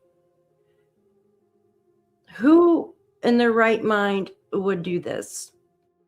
Some stranger? What the freaking heck? Some stranger's just gonna come and just take you in the middle of the night? Let's be logical here, right? It's somebody that has vengeance, somebody that believes they are deserved something, in my opinion. Yeah, Danny, I know. If there's an app on her phone, it would log. Yeah. I know it takes me more than 2 minutes too. It's freaking, I know, it's crazy. All right, here, let me stop talking. I'm just going to play just this right here, and then I want to go to live coverage for a minute, if you guys don't mind. I talk fast, so I go through everything really quick. a violent crime committed against a person. And that's a behavioral term for, it's one thing knowing everything about the killer, the kidnapper, the rapist, whatever, but we want to know about the victim. High-risk victim, low-risk victim, all those things. And as it turns out, it's not just, in this case, Nancy Guthrie herself. It would be her extended family. And I'm not talking about them being involved in this crime. Others are looking into that. It may or may not be. The sheriff has since ruled them out. We'll leave that where it is. But certainly the connections to those people. And Savannah being the celebrity, the high profile person, certainly worth a lot of money. If there is a financial aspect to this, she has to be considered in terms of who are the people that have been reaching out to her over multiple years. And I'm sure every one of those persons, their criminal records, and maybe even some of them have been interviewed, or at least try to locate them, has been done by the investigators now working the case. Yeah, just before we move on, it's interesting. I hadn't thought about that, them going through all of her emails. That would make sense, because she probably has a lot from fans and maybe even creepy people. But I thought of something else when you were just saying that. You know, in her last video that she did, she seemed like she was almost trying to like give the kidnapper sympathy, like almost she was like trying, you know, almost like we, you know, feel for you, you can still turn this around, almost like she was talking to someone who was obsessed with her, like trying to appeal to that person. That was kind of the sense I got when I first watched it, which seems to sort of go back to your theory here. And maybe the FBI told her to do that. Yeah, and there's no doubt the FBI, the behavioralists are involved in not putting words in her mouth or on paper for her, but certainly guiding them and advising what to say and maybe what to stay away from. So yeah, there was definitely a shift in her tone and even her agency, so to speak, but to whom she was speaking over the course of the several videos she put out there. And I think you're right there. And of course, as I pointed out, and I guess others did too, but it's certainly the first video, they wanted to humanize her. That's very important in these types of abduction situations. You know, call her by her name, you know, mom, mommy. I think only Nancy only once, mom, mommy, you know, versions of that. So that was very important they did. So they're trying to appeal to different levels and layers of whoever may be holding her, that, you know, she is a real person, a human, she's kind, she's nice. I'm still baffled, and I find it very interesting. I wish I was the one that come up with this, but the fact that Savannah quoted lines from the movie Silence of the Lambs. I found that very, very interesting. I'm not going to put a whole lot of interpretation in that. Maybe subconscious, maybe not. You'd think someone would have picked up on that. I know in the Ramsey, John Benet Ramsey murder, it never was a kidnapping, but for the first 6 hours or so, with the letter that was received, it was treated as such. In that letter, there were direct references to the movie Dirty Harry and the movie Speed, and I'm one of the first persons to pick up on that. And that was early in the internet days. And even the movie Usual Suspects was kind of intimated throughout. So it's not unusual for killers, or we'll say alleged kidnappers, to borrow from the media, sort of life imitating art. But it's unusual when in this case, family members are borrowing from art, so to speak. Not bad or not good. I'm not saying that, but they chose those words. I would think not coincidentally in the long run. Yeah, I just felt like maybe she was trying to appeal to someone who may be obsessed with her. You know, which goes back to your theory of, you know, it could be like a crazy fan. It's freaking weird. Yeah, and look, a lot of your listeners may be young and they may barely remember President Reagan, or even the assassination attempt on him in 1981 from Jodie. That was by a guy named John Hinckley, who was obsessed with the young actress Jodie Foster. Yeah. And this is before actors and actresses would be putting their political stuff out there. And I don't think anyone even knew her politics back then, and maybe even now, I don't know. But stalkers, people suffering from erotomania, will do really strange things. Sometimes they do hurt their actual victims. The actress, I forget her name, but she was in the show, in a mid-'80s show, and she was murdered by her stalker. So the bottom line is these things do happen. And I'm, you know, as a part of me hoping that maybe this is an obsessed fan and he never could get to Savannah and he thinks he has some sort of a connection to her. So he just wants to keep her mother in a room somewhere and have these ongoing discussions I don't think with so. her about Savannah when she was young, and is there any chance she would like me? I I know don't this is know. way out there in terms of a theory, but I look at Yeah, I the know Elizabeth that Smart kidnapping in Utah back in the early 2000s. Again, that was sex oriented, not related to this That's type a of kid, abduction, though. but that person just wanted to keep that young woman in his possession, more or less, Not and keep anymore. her alive to fulfill the ongoing fantasy he had about her. And he was doing very bad things to her. I'm not suggesting, if that's the case here, it's happening to Mrs. Guthrie, but there are people out there whose brain synapses don't connect like ours do, and your audience, and then something like this, if they can't get Savannah, maybe this is the closest they can get. But So why now? I'm hoping for this sort of possibility, which would mean then maybe Why Mrs. now? Guthrie is still alive, but we just don't know, of course. I agree, Rob. So let's move on now. So we were talking. Why now, guys? Can someone tell me why? Seriously. Nancy's been living in that house since 1975. What do you guys think? Why now? Why take her now, though, right? You're welcome, hon. It just doesn't make no sense. Yeah, 50 plus years. Like, I think it's like 51 or some years, right? In that house. So why take her now? How long has Savannah been working at NBC? Right? And she's been divorced from her ex-husband for a while. But I mean, that, I'm not expecting, I mean, when we followed the case out of Ohio, they were divorced for what, 10 years? And he found her, but that was a little bit, that's like an obsessive thing. This, I don't think, is an obsessive, because if somebody is obsessive with you, I don't think they're going to take your mom. They're going to take you, right? They're going to get to you. They're not going to take your mom. I don't understand that. And why now? What has changed within the past month or so that would make someone take Nancy? Has her finances changed? Has she made a change in the will? Has she gotten in any kind of confrontations with anybody in the family or friends or in the community? Has she met anybody new?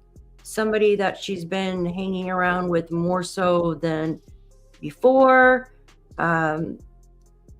Somebody that's been attached to her for that's a newer person, you know what I mean? Met an acquaintance that's now hanging around more. Why now is the question. That's the biggest question. Someone I heard earlier said they could have watched her coming home in the video in November. Took this long. Yeah. So Savannah actually came back, 3 months prior. There was a whole little documentary on it, and it showed her, Annie, and Nancy, their mom, going out to their favorite restaurant, El Churro, right? And that's one of the locations that they like to go to. I'm actually trying to get some information. Stacy, I was actually trying to get some information from anybody that works there to see if Nancy may have come in with somebody recently, somebody new, or maybe somebody had went into the restaurant, watched that documentary that Savannah made a few months ago. Somebody came into the restaurant asking about Savannah or asking about Nancy or Annie, one of them or the whole family. I think it would be good to talk to, if they're always at that restaurant. I would be talking to people that host the game that she likes, the community centers and stuff. See if anybody's been going there. She was, to me, her attorney the week after being taken. Is that true, Charlene? Has there been any evidence of someone obsessed? Chris, I haven't seen any. Thank you, Leslie. Oh yeah, yeah. I did see that, Linda. I just don't understand it. Give her our drinks, yeah. Oops. I'm gonna play the rest of this little interview right here, and then we're gonna go to the live coverage. About what this person may have been acting like before the, I guess, abduction, we'll call it. Tell me now, what should people be looking for in the after? Sure. And actually, Ray and I, my, again, Cold Red co-host Ray Carr and I broke this post-offense behavior into two parts. And one of it's pre-video release. So again, after the abduction, but like that first week before the video came out, and then after the video. So, so this is the post-offense behavior after the abduction, but before the video came out. And it's basically just a few bullet points here, but altered behavioral activity, especially the weekend of January 30th through February 1st. After that, this person's schedule is modified. He's more often in one place or less often in one place. Missing work, missing family functions, odd late night hours, out of town or claims to be for unclear reasons, and perhaps driving a rental car, but for no apparent reason. Obviously, observable mental strain, sleep disruption, potential for increased substance use, alcohol or drugs, over-explaining whereabouts or created unsolicited alibis, hypervigilance toward police presence, cleaning vehicle interior or interiors repeatedly, disposing of bags, gloves, or clothing, deep cleaning of residence garage, burning or discarding digital devices, storage, media. So again, all the serial offenders we talked to over the years, at least some of these categories are what they engage after they commit a crime, especially one that goes high profile and is and there's a lot of media coverage. Let me just swing right into the post-offense behavior after the video was released. So take into account everything I've already mentioned, but now I don't think he suspected this, whether he had inside information somehow, some way that the Nest camera did not have a subscription. This may have thrown off, his thought process a bit. So now the video comes out, pretty clear of what he's wearing anyway, and he becomes even more frenetic, nervous, unstable, highly irritable, moving around. Okay, say this, that this person knew that she didn't have a subscription, right? But they do know that the doorbell camera would actually notify her, like, how it says person detected or motion detected. So that's why they went and got the plant life, because if you put a plant over the camera is just going to say motion detected or whatever. It's not going to show a person. So maybe that's what I mentioned earlier. Maybe they knew that there was no subscription. That's why they put the plant over there. But why not just remove the freaking camera? Why not just remove the device all the way at first, unless you couldn't get it off unless it would make too much noise or something at first to get it off. I don't know. I've always wondered that as well.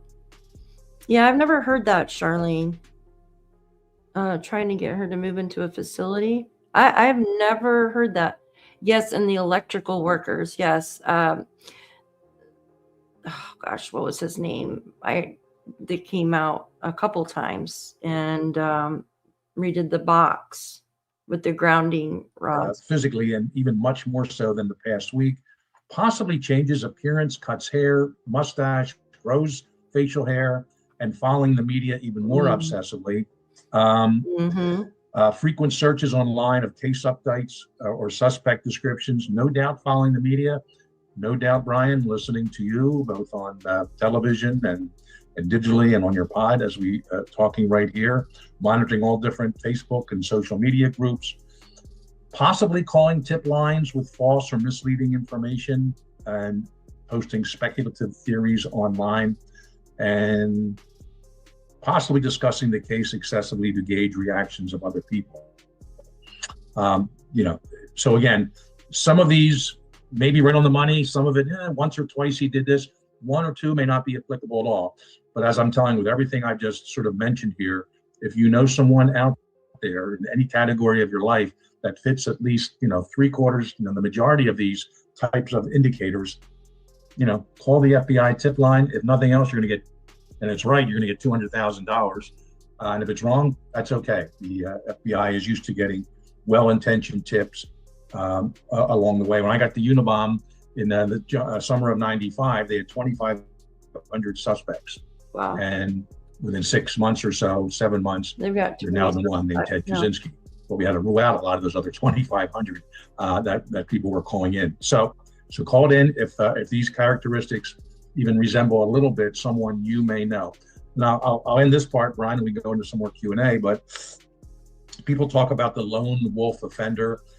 And I really think in terms of violent criminals out there, Ted Kaczynski / the Unabomber was really the last lone wolf criminal, because nowadays everybody is online, some much more than others. So even if you're a loner kind of living on your own and you're isolated from people, you're not that lone wolf because you're engaging and interacting with others online, maybe even the dark web, and getting reinforced or learning. All right. Yeah, I wanted to play that interview. Give me 1 second. I have the article of when Nancy, hold on 1 second. Give me 1 second. I'm going to show it. And then we're going to go to live view. Thank you all for being here. There is there's an Amber Alert out for a young girl. I just noticed. I posted it on my Facebook page. If you guys aren't a part of my Facebook page, I'm going to drop it in the chat for you guys. But she's not in Tucson, though. She's in a different part of Arizona. Here, guys, if you aren't a part of the Facebook group, go and join our Facebook group. You haven't seen a pic of the electrician? I'm pretty sure that I have one. I'll pull it up if you give me a second. Oh, thank you, Ann Elizabeth. We love you too. All right, guys, I'm going to show you this. This is the article. I couldn't find the video. It's swamped somewhere. I know I have it probably in my email or somewhere, but this is the article of it. So it just says Savannah Guthrie's mom appeared on Today 2 months before she was reported missing. So Nancy appeared on the Today Show, but 3 months prior to her disappearance, Savannah went home to visit her mother. And this says Savannah Guthrie's mother, Nancy Guthrie, made a rare appearance on the Today Show just 2 months before she went missing. And a month prior is when Savannah visited her hometown. And it just talks about this right here. During her November 2025 daytime TV cameo, Nancy, 84, shared what made the city of Tucson, Arizona, so meaningful to her. In the segment, Savannah, 54, returned to her beloved hometown to catch up with her mom and sister, Annie. She said, "It's so wonderful." Nancy told Savannah about why she put down roots in Tucson. Just the air. The quality of life is laid back and gentle. I like to watch the javelina eat my plants. Is that spelt wrong? Isn't it a J? It starts with a J. I don't know. Savannah echoed those sentiments during their shared TV when they got together. And it says, by far, my favorite part about Tucson is my family, Savannah said, before spotlighting a local place she enjoyed dining during her visits. El Charro is the oldest family-owned Mexican restaurant in America. A place to catch up with mine, she continued. I come here every time I come home to Tucson.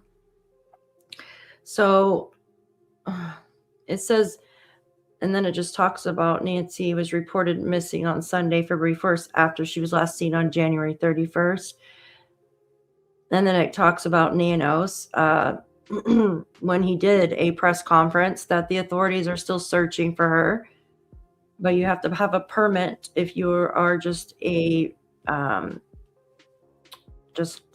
someone wanting to search, a civilian, excuse me. It goes on to say that Nanos revealed that a friend of Nancy's church noticed she did not attend the service.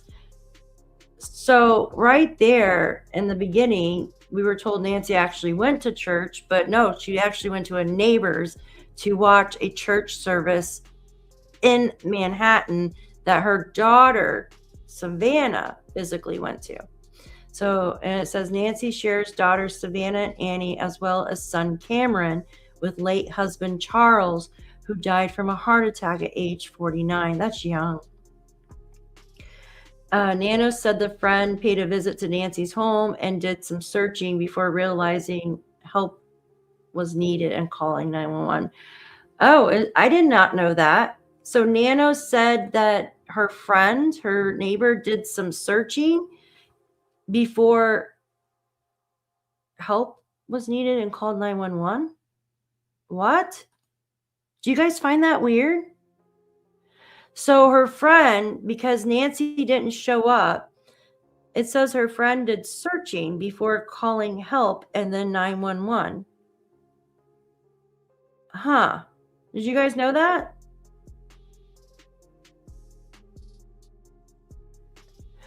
Mm-hmm. Oh, wow, Liza. I didn't know. Oh, yeah. Interesting, right? You never heard that part? I didn't either. So, wow. So her friend did some searching. Maybe just, did she go in the house or walk around the house and find a blood at first? I thought that Tommaso and them called 911. See, this is also freaking confusing. Why is they all say different things? I'm going to read it again. Nanos said, the sheriff said the friend who Nancy, which is the neighbor, Nancy went to her home to watch the Manhattan church services that her daughter Savannah physically goes to on Sunday, right? But Nancy watches it online at her friend's house. She said the friend paid a visit to Nancy's home, probably to see why she's not answering the phone, why she didn't show up to her house. So her friend went over there to her house, and it says, and did some searching before realizing help was needed and calling 911.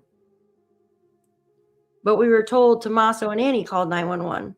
So if the friend went to her house and you did some searching there, wouldn't the friend have discovered the blood? Wouldn't you think?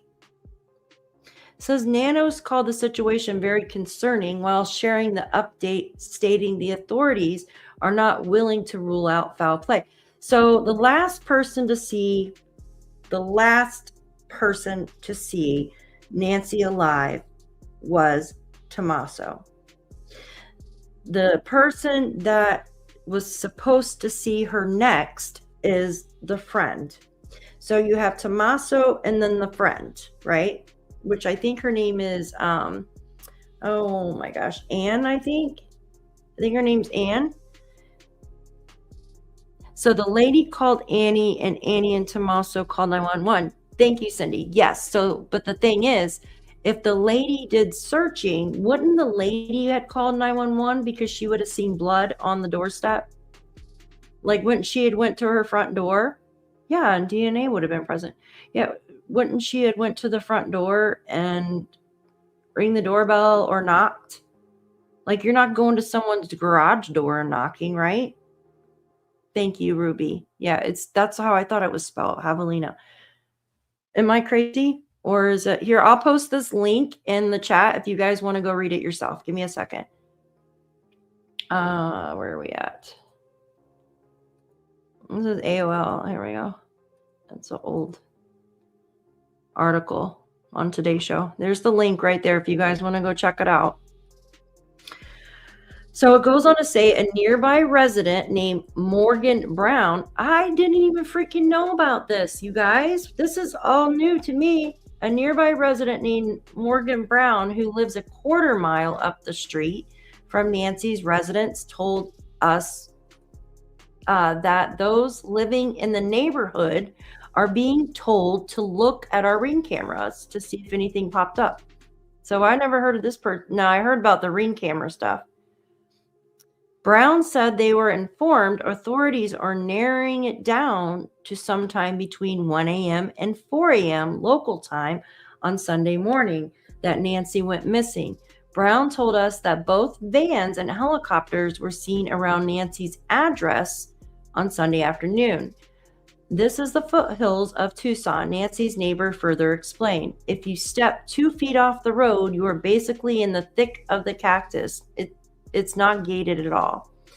Amid the ongoing search, Savannah was absent from the Monday broadcast on the Today Show because she was in Arizona, obviously.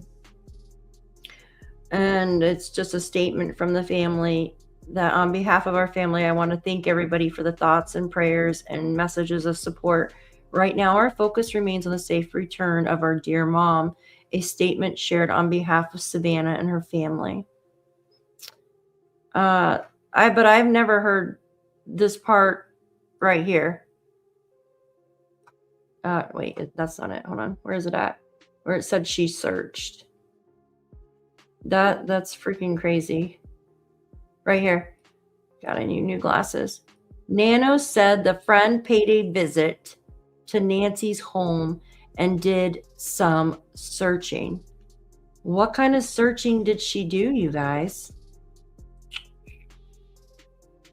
I don't know. Like, I think that's freaking weird. But yet, she most likely saw the blood on the doorstep, but decided to call Annie and Tommaso first and not call 911. If I'm going to check on my friend or my neighbor and I see blood on their doorstep, I'm calling 911, you guys. I'm not calling family first. I'm calling 911 and then I'll call the family. So she just waited for her family. I think it took them, 7 minutes or something? I don't know. It wasn't that long. Yeah, I don't know, Robin. This is really freaking strange. I don't know, Texas. She had to have, right? Did she touch anything? Did she leave the back door open? And we've seen how many stinking people have been on that property. We've seen how many people have been on that property. They still have not freaking taped it off. It's nuts. Oh, goodness gracious. It's just nuts. So I'm glad I'm going to keep this article because that is really interesting. All right. Now I want to go over to, I put that link in the chat for you guys if you wanted to visit it, right? I think that's interesting. Yeah, yeah. All right. Let's go check out and see what, hold on. Oh, cool. I can add more stuff now, you guys. That's cool. Okay. Oh, that's so freaking cool. Okay. StreamYard just added a new feature, I guess. That's neat. Okay, let's see what JLR is doing. Yeah, 12 years ago. We were going to go to the O.J. Simpson verdict. You guys were going to go to O.J. Simpson? But we were too scared it was going to be You couldn't dangerous. Is that live? Plus you couldn't get in. Yeah. But hang out outside. Oh, shoot. Stop. Oh, I gotta hit the live button. That's what it is.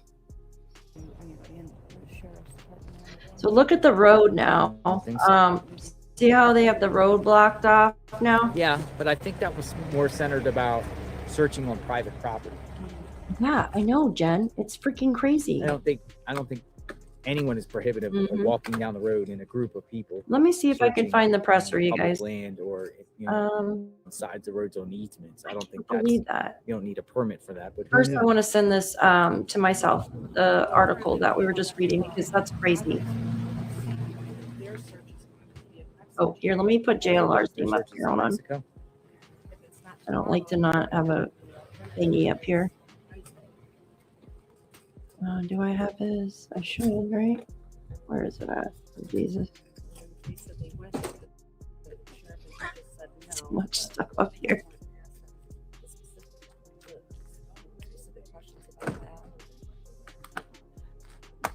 I swear I had that. Okay.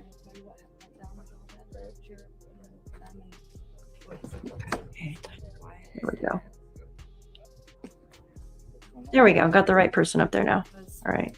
I'm going to look for the presser, you guys, real quick. I want to see if I can find it in article form because I think it'll be easier to, that's craziness. You know what? It might actually be on. Let's see something real quick. Yeah, the Uber.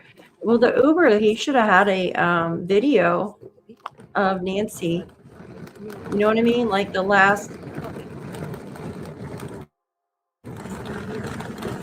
video evidence of her, unless they could pull off the Ring doorbell camera when she went home.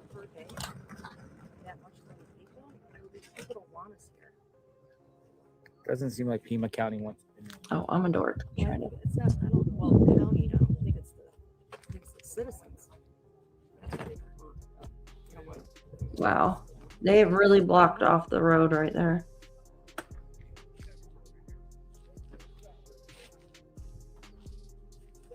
Oh my gosh, can you work today, please?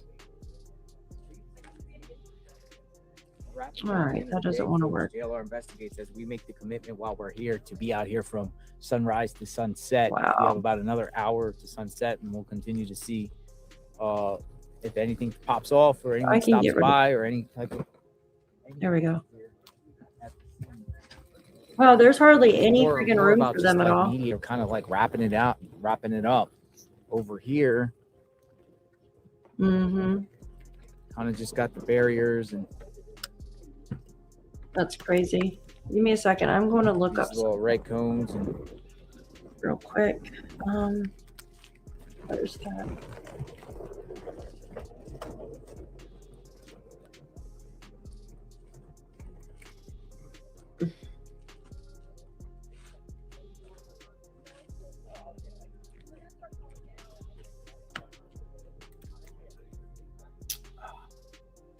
It was the first conference.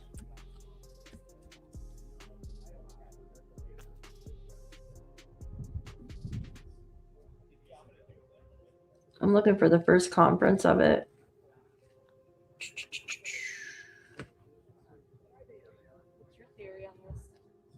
Probably KOLD. I don't have one at this point. I'm open-minded to anything. Do you think she's here or in Mexico? I don't believe she's in Mexico, but it's possible. But I don't believe it. Oops. I'm gonna look on my phone real quick. I'm open-minded to it being a cartel gang member or a criminal network that done this for a particular objective. And Jen, purpose. you're so funny. I'm trying to look for the Pima County Sheriff's Office first. Money, fame, the person. That was 5 days If you're ago. gonna do this for ransom and money, if you're gonna go that route, you gotta know the person has money or family lineage that has money. But this had to have been planned out. It wasn't a, hey, let's get her tonight. This was, There's definitely preparation with this. they knew. I mean, even with Moscow, Idaho, when he went there, it appears that he was pings around that area, stalking the house out and everything like that. There's preparation, buying the supplies you're going to use to do the crime. Yeah. Sometimes over a course of time, sometimes within the first couple days before the crime is committed, you're going to Walmart, Lowe's, hardware store to get something centered around what you're going to use for the crime, right? Searches, internet searches about your target. What if he already had the stuff? What if he didn't buy the stuff new? What if he already had all that stuff? You know what I mean? Just standing there, like, you can't walk on that driveway and not. All right, I'm looking. Right, and now you're walking that whole part up. And as I was standing there, you see. I'm looking to see if. How did this? And you just said how pitch dark it gets here tonight. How did this guy know that he wasn't gonna be walking? Already making What is noise, this? and then trip over one of those branches, and they're not small; they're legit branches. Yeah, that's odd. There was, like, he knew that whoever it was, he knew this area. He knew that walkway. Okay, I And don't also, want there's that. a lot of rocks up there. Yep. And knew that if they misstepped on one of those rocks, there wasn't going to be a rock avalanche either. There was going to be no noise. And to me, that makes it more personal. All right. Somebody knew this property very well. And this isn't a property that's set back like I see these other ones. Somebody could have just been walking by and seen somebody walking up. They knew what time, how to get, like, how to avoid being detected. Knew that there was no subscriptions being paid. This is the first one. Let's see. Okay, I found the Why no first press vehicle? conference. I'll say this every single day. Why no vehicle? Or Hi, Nana. Good to see you, honey. I think they have a legal Hi, obligation to Jayla. share about the vehicle. remember the Tucky case not too long ago. All right, let's see. This was 2 weeks ago, February 5th. Was that his first press conference? The ex-husband's vehicle until a week later, and he parked it 2 blocks away, I think. Mhm. That wasn't that far, you know. And that was a very, it was like a city Yeah, kind it of has area. to Oh, be. yeah, it was. It was like a suburb. It was a college town. I had the whole video of the whole area. Every single house had a camera. Like maybe 1 or 2 didn't. Thank you, Pat Brooks. Our chat is lit. And the power of prayer. Got a All right. comment earlier. The power of prayer. Yeah, it's showing first press conference was February 3rd. So I think Melissa maybe if Wildchild. they did see Is that right? maybe they Wild just card, don't thank you. wanna tell us because they know what the public is doing with this information. Let me make sure. Hold on. And All right, people this is remember that mention KGUN. Tuesday? Hold on a second. Line. Yes. Give me a second. I'm going to make sure that I got it right. And then they would never mention that again. Misty Haynes. 8885. Okay, 2 weeks Thank you so ago. much, Misty Haynes. As always. As always. Okay. Says, let's get things rolling. Obviously, we will have no updates as long as the sheriff That's crazy. long as this sheriff has anything to do with it. Protest outside the station? Question mark. Put the pressure. There's a news article that says sheriff calls for community help to find Nancy Guthrie. That was 2 weeks ago. I'm gonna play this, you guys. Press conference, right? I'm gonna play this. on I'm him gonna put it because over. he is the reason this case is not going anywhere. See, this one. He doesn't want to. So let's make him I speak thought it was the first day. This is February 2nd. with their advocacy, compassion. He didn't do it on the first day, did I he? do think, though, that citizens over time might take matters in their own hands in reference to doing searches Mhm. and, trying to find answers, because this is just the longer it drags out without Let me any pull this up. clarity from authorities and silence from the authorities, they're going to feel like they have to Okay, Miss Hope. do their best and try I'm to hungry. do something to find Nancy. Mm-hmm. I agree. But a lot of people feel the same way about the sheriff. With the handling this case, he does have supporters. I've seen supporters online. Mm-hmm. A lot of people in this chat don't support him. I see more that don't than do in this particular case because of what they witnessed this case. Our chat is not dumb. Our chat has been paying attention to this case. Every theory is a theory, right? We don't say like really crazy theories, whether we express them all, but we've listened to these press conferences. We've seen a lot of you cover true crime. A lot of you watch true crime. A lot of you have listened to law enforcement handling She's other written true crime some stuff. cases. Yeah, A Texas. lot of she is. in the chat. Our chat. Thank not new to you. us. Most of the viewers have seen other School. Thank you. cases. Yep, seen I how found law it. enforcement handled other All right. cases, and people are very. All right, let's play this press conference and see if he mentions anything like we just read about the neighbor searching. And this is February 2nd. Sorry, my computer freezes up a little bit because it's very old. Okay, let's see. I still got to get my gaming computer so I can get with the program. All right, here we go. Let's play this. And this is the local news there. Let's see if it mentions anything at all about the neighbor searching. I'm going to put on closed captions because you know how he talks. Remove myself so you can see the screen. Can you guys still hear me?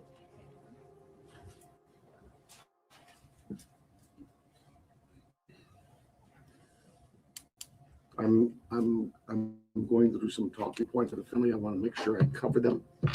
I'm not somebody who does well with the script. My local media knows that. We can tell. We'll get started. I believe it was around noon yesterday. We got a call to the Guthrie residence that Nancy Guthrie, 84 years old, was missing.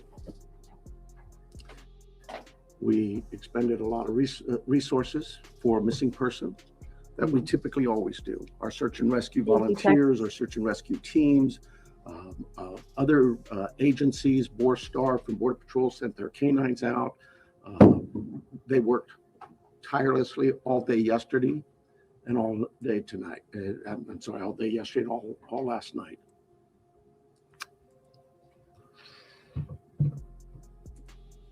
To no avail. As I said yesterday, we saw some things at the home that were concerning to us. We believe now, after we've processed that crime scene, that we do in fact have a crime scene, that we do in fact have a crime, and we're asking the community's help. This community has always stepped up to help us solve some pretty tough crimes. I'm looking for that again. This is a 84-year-old lady who suffers from some physical ailments, has some physical challenges, is in need of medication that if she doesn't have in 24 hours, it could be fatal. So we make a plea to anyone who knows anything about this, who has seen something, heard something, to contact us. Call 911. We don't need another bad tragic ending. We need some help. Our team is the best. I couldn't speak any higher. I think you know that. We have done some great work with our partners in the Valley. You know, this community, I have to give a lot of thanks to our law enforcement agencies all across this Valley, whether it's the Tucson Police Department or some of the smaller agencies. They've all reached out. They've all offered to assist. The FBI, all of them. We work so close with them, and they are all plugged in. We'll continue to work closely with them. But what I really need is I need this community to step up and start giving us some calls. Let us know if you've seen something. We are right now at a time, and I apologize, everybody tells me I talk too softly. We are at a time where, in this investigation, we're now moving forward where we need to depend on technology.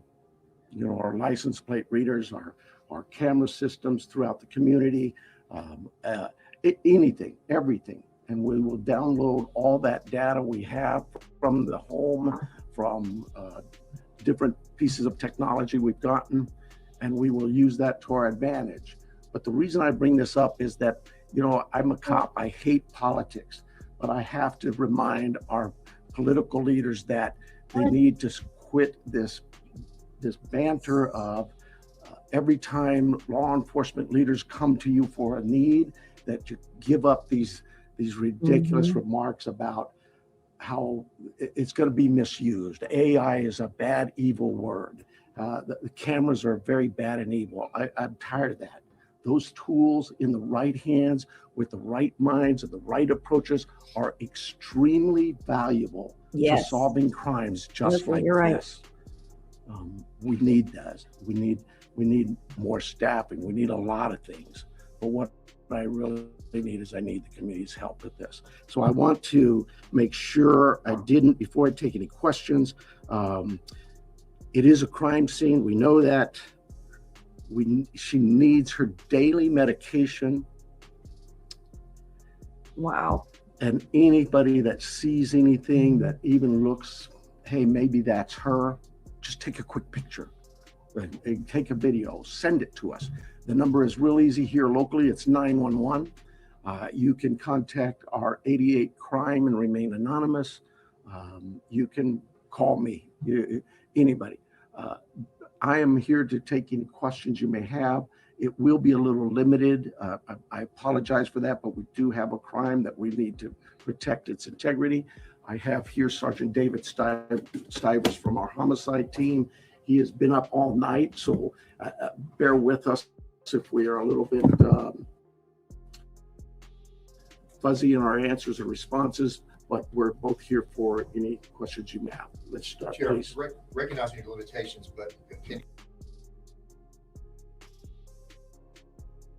as opposed to someone who left home and just couldn't find their way back. Well, I think I told you she is very limited in her mobility, right? We know she didn't just walk out of there. That we know. There are other things at the scene that indicate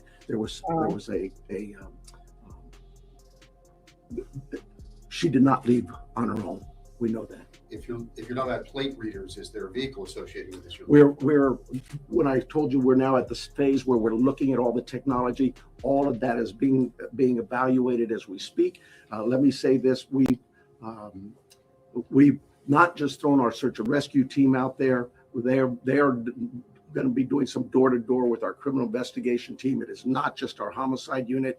All of our criminal investigation detectives. I went out last night to the scene. There were probably 100 cars out there, all from the sheriff's department, all working this case. It takes a lot of manpower and a lot of energy. This team of mine worked throughout the night. They continue to work.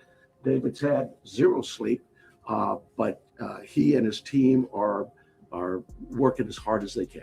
Is there anybody else associated with her, a caregiver, family member, acquaintance, who is also missing and somebody? No. The family, all of the family has been very cooperative with us. They're working with us. They're staying in touch with us. They have complete access to anybody in this department. Savannah has been in touch with us as well. This is before Savannah. Our hearts go out to them. This is their mom. She's just a great lady from what I've heard, and I feel for the family. We just want to find her and bring her back safe. Sheriff, you mentioned that she didn't just walk out, but is there any additional information that you can give us on what may have alluded to this being a crime scene? I wish I could. I really do. I know that everybody wants to know certain things, but I can't do that for it would be inappropriate at this time. Are there signs of breaking and entering or any forced entry, anything like that? I again don't want to get into that. David, can you see anything here? At this time, it's still a very active investigation. There were circumstances on scene that we believe are suspicious in nature, I think is the best way to put it. But we can't really get into a whole lot of details with that. Do you believe that this was targeted, or they just happened to hit Savannah Guthrie's mom, or if this was just random? We don't know that. We don't. We look at all of that, but we just don't know that. Do they have cameras at the home? They do, and we're looking through some of that. With this being an active crime scene, is there any threat to the general public? I'm trying to figure out my phone. Well, no, I don't think there's an active threat, but I hate to say that because, we're going to canvass that neighborhood and maybe there's a prowler been seen around. There's a lot of work still to do. We don't have any indication that that the public is in danger. And what does that search look like today beyond what you already told us about last time? So we have shut down our search and rescue mission, and we've sent them home to rest. They were out all night. Look, we put all our air assets into this. Our drone systems, our aircraft, our helicopters, heat sensors, infrared, everything we've thrown at this. Mm-hmm. They're going to step aside. We'll call them out again if we need to. Good night, Robin. Searching. But right now, we don't see this as a search mission as much as we do a crime scene. Sheriff, can you tell us a little bit about that map? You didn't say anything about that is, and David probably can better answer it than I, but that is our search patterns, I believe. Is that correct? Yes. Yeah. So with all the assets that we deployed yesterday with the search and rescue teams, the map that's on the screen is basically tracks that were followed. Those are all, the colored lines are all ground tracks of different teams and different assets that were used on the ground, to include the canines, the volunteers, and our own search and rescue team. The circles are going to be representative, if not necessarily perfect, of our air circulation with both our helicopter and our fixed wing aircraft at night, working with the night time cameras. So difficult to see where the house is. The house is basically pretty close to center in that, and then all of the searching that went on throughout the day. Wow. With those folks out there on the ground. What this really helps with is our search teams, when they come back and reassess, maybe they've missed an area, we can look at it and say, hey, you know what, this area could use a little more coverage, and so they concentrate again. Our search and rescue team is top notch. They're out every single day. If it's not a lost person, it's a hiker, it's somebody who's wandered away from a care home. Say what Whatever happened. I want to stress to you, and it is really important, Miss Guthrie, Nancy Guthrie, is of great sound mind. This is not a dementia related. She is as sharp as a tack. The family wants everybody to know this isn't somebody who just wandered off. Her physical limits are based on just age, and we get old, and so it's more physical. But clearly, she is as sharp as a tack. Do you have her cell phone, and does that present any tracking potential? We're looking at that as we speak. But do you have it or do you not? We do have it. So they have her cell phone. We have that. Okay. Timeline, because you said she didn't leave on her own. She was last seen at 9:45. She wasn't reported missing until noon. But I believe what happened there was at 9:45 in the evening, her children left her off. At some time earlier that morning, they got a call from somebody at the church who said, hey, your mom's not here. Okay. The family went to the house. I'm thinking they spent some time looking for her themselves before they called us. So I'm guessing. It said that the friend went to Nancy's house. In that article, the friend went to Nancy's house and searched before calling help and 911, having the family call 911. Isn't that what we just read? So why is he saying differently? I'm so freaking confused right now. Yeah, I agree, Stacy. Yeah, you're welcome, Shannon. Yeah, it's crazy. It makes no sense. Maybe they got there around 11. Look. Her off. At some time earlier that morning, they got a call from somebody at the church who said, hey, your mom's not here. Your mom's not here, so we know they were there. Went to the house. I'm thinking they spent some time looking for her themselves before they called us. So I'm guessing maybe they got there around 11. So they did some searching and realized we need some help, and they called 911. Do you have any idea what time? Wouldn't they have seen the blood right there on the porch and called 911 right away? I don't understand that. Wouldn't they have seen the blood? The friend, he said the friend. What? Look. Watch. Sometime earlier that morning, they got a call. Watch. somebody at the church who From said, somebody at the church, hey, your said, mom's hey, not your here. mom's not here. The family. Your mom's not here. So that means that the friend went to the house, like the article said. And then went to the house. Family went to the house. I'm thinking they spent some time looking for her themselves. And then all of them spent time looking maybe for they her. got there around 11. So they did some searching and realized we need some help, and they called 911. Do you have any idea what the hell? You would have seen the blood on the porch. From the home? There's a lot of things working there, and I What just the can't freaking heck, you guys? Has Savannah Guthrie, has she had any threats to herself at all? We've spoken to her. We'll continue to work with that. She has a security team that's been in touch with us throughout the night. But we're not going to dismiss any angles for sure. But right now, immediately, we don't know of anything like that. Is she in town or on the way here? She's here. Can you give us any more? What should somebody be looking for? Because when I was out in the neighborhood, the neighbors are obviously incredibly concerned. But is there anything, a tip? I mean, one neighbor stopped me and he didn't know if he should call you or not. So Oh my goodness. But so what should somebody be looking for? Well, first of all, I'd ask them, go through their cameras. Go through their Ring cameras, whatever cameras they may have. Don't dismiss it that, oh, well, we really can't see the house. They still might see something. Maybe it's somebody walking by. Maybe it's a vehicle driving by at that time of day. But go through all your cameras in that neighborhood and tell us if you see something. Maybe somebody already, we know this happens, right?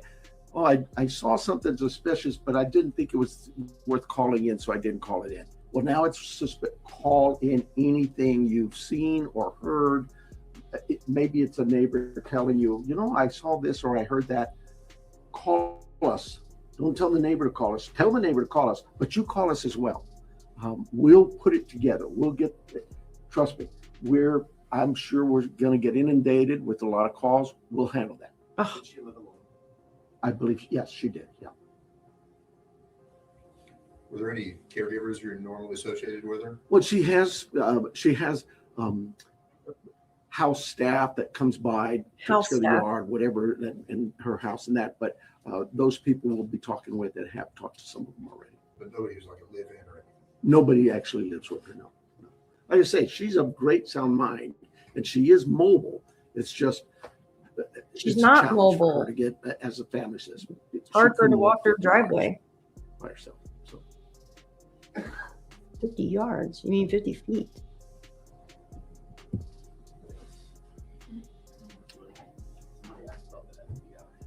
I'm sorry.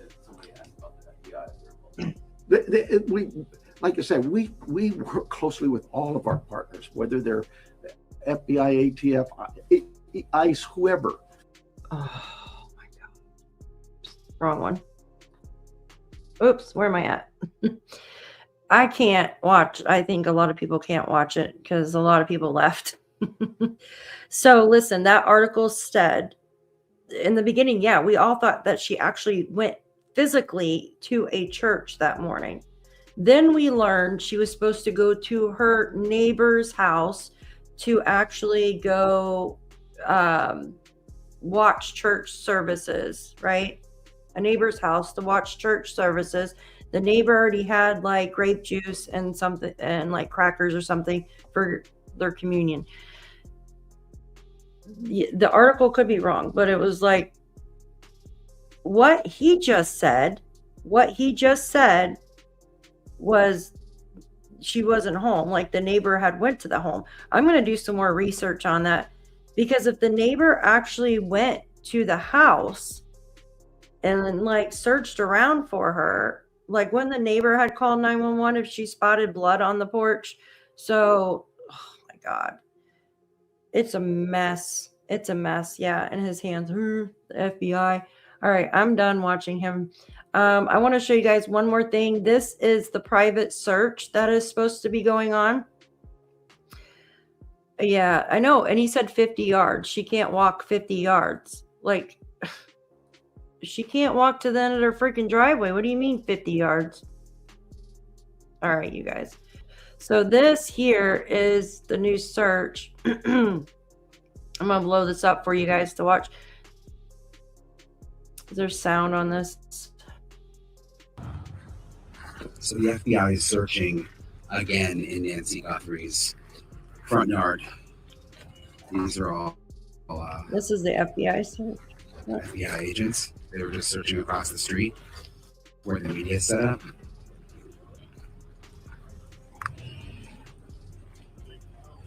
That's Nancy's house. They're searching again.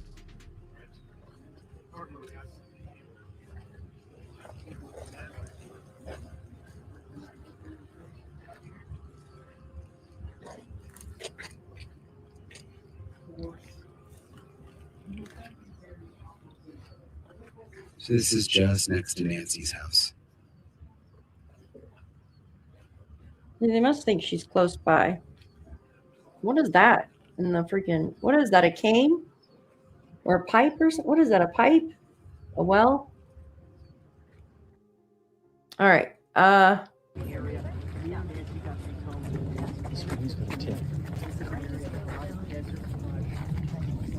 What the heck?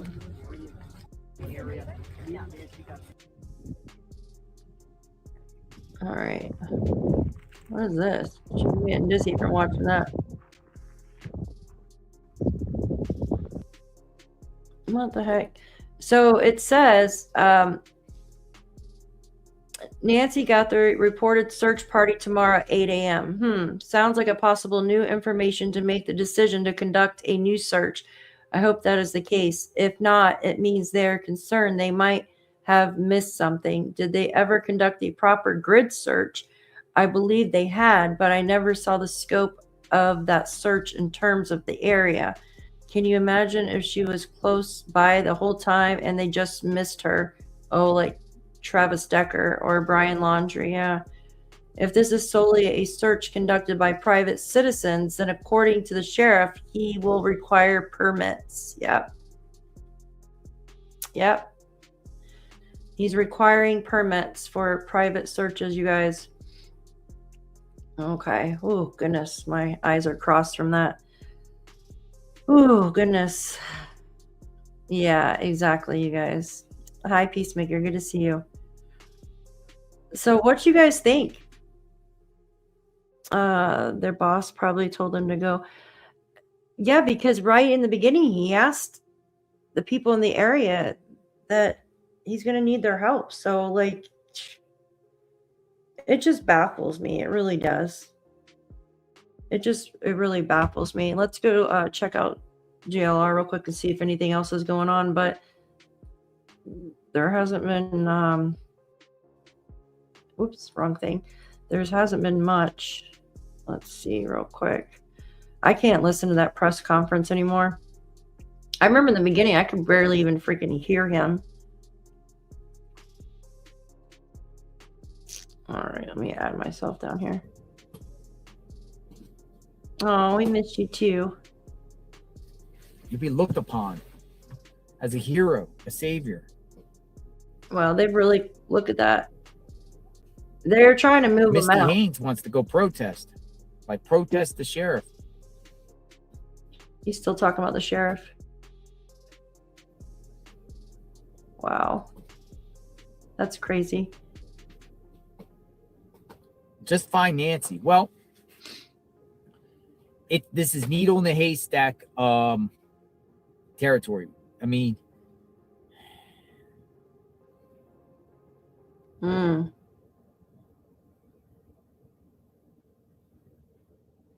I just looked up on Google. Yes, a reward for finding a missing person is generally taxable in the United States. Here's how it works. Reward money is usually taxable income. Here, let me put. If you receive money for providing information or helping locate a missing person, the IRS typically treats it as other income. It is taxable because it is not a gift. Wow. It is not a rebate. It is money received in exchange for providing information or services. So the IRS is going to tax you.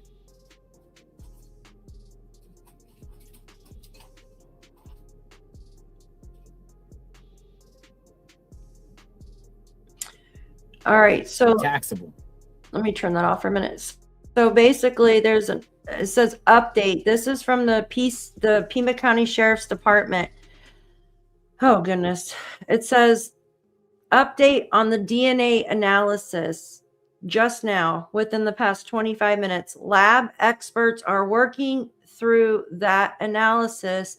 As with any biological evidence, there can be challenges separating DNA, etc.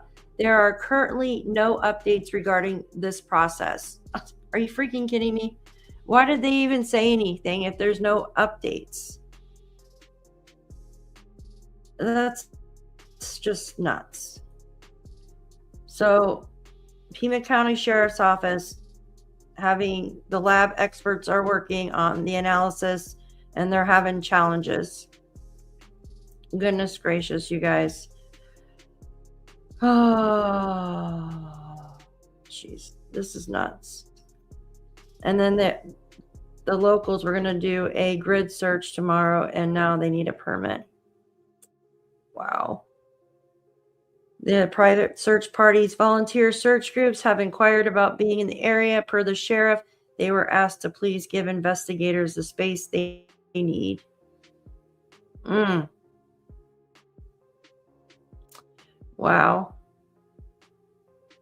What is this? Yeah, let me see. Let me turn the sound on real quick. Work is appreciated. Well, thank you. Very grateful for you to be here.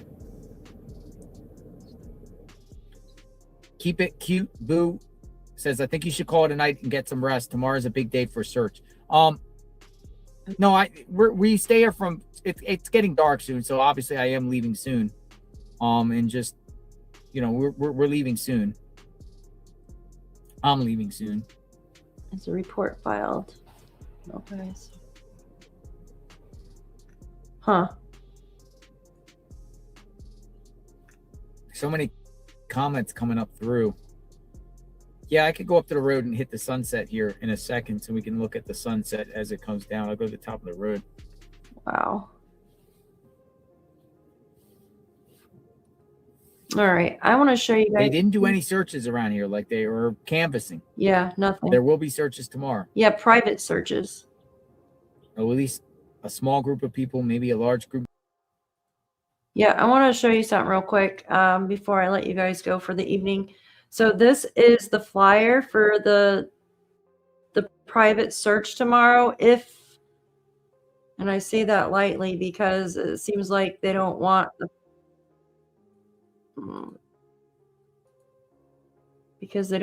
them to search. So this is the flyer for the private search that is supposed to be held tomorrow. Now, do you think everybody is going to get a permit on Saturday and Sunday to go do the search? Yeah, this is what it is. Yeah, they did the sniffer already. I don't know if they're going to do any more. They should get a drone to do it, but you know. But this is a search and rescue event. Nancy Guthrie, volunteers needed, Sunday, February 22nd, 2026. Volunteers will be meeting at 8 a.m. at the Hobby Lobby on Oracle and Orange Grove Road, which that's a hot street. You know what I mean? The Oracle and Orange Grove, that's where they've been focusing. This is not intended to impede on the investigation. If you see anything, do not touch it. Take a photo, ping location, and send it to law enforcement immediately. Suggested items to bring: identification, work gloves, not black or disposable. Water, snacks, flashlight, sunscreen, long sleeve pants, walking stick, maps, compass, GPS, signal, mirror, possible whistle, first aid kit. So that is, wow, you guys, wow. I want to show you something funny really quick if I can find it. Give me a second. There was this is really funny if I can find it. Hold on. It's just a joke to make you laugh.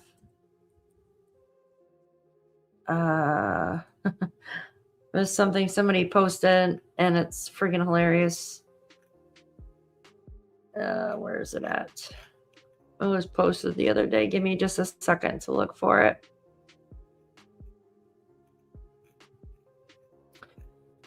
Oh goodness, so many posts, so many posts. Hold on one second. I know I can find it. It was of the searching, finding the gloves. I I know it's on here somewhere. All right. Oh, look at that. Is that here? Oh, no. I thought that was ring camera footage from the neighborhood. Oh, my goodness gracious.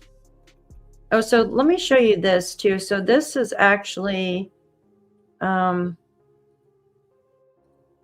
this is actually footage from around the neighborhood. Can you guys see that? The video? Okay, this is footage from around the neighborhood of the same location where individuals previously seen walking with a backpack about almost a little bit over 4 miles from Nancy's house. With reflectors on the shoulder area. The police is observed pulling up 10 minutes later and making a U-turn. And this is a person with the backpack, see? There's a lot of freaking creepers at night here, I'm telling you. So there's a person, this is right around where Nancy lives, right? Not even a half a mile away. Someone walking in their driveway.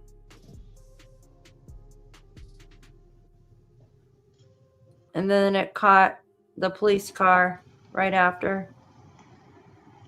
10 minutes later. Checking it out. It's crazy. Like, there's so many freaking creepers. All right, that's not what I wanted to show you, though. Hold on a second. Oh, what is that? One second. I want to try to find this for you because it's freaking hilarious. Oh, check this out. This is the freaking... There's the sheriff's reality show. Sheriff Nanos accused of turning Nancy Guthrie case into a bungling ego trip, and FBI is desperate to take over. There's his, have you guys seen that? This Desert Law episodes? Hey, Jules, good to see you. Maybe my neighborhood is weird, but we typically don't have cars or people. This neighborhood is crazy. They're all just people all over all the time. I've never seen anything like it in my freaking life. I'm still looking for what I want to show you guys because it's so funny. It has to do with the gloves. Goodness gracious. I guess I should have reposted it so I could find it on here. I hope you didn't delete it because it's so funny.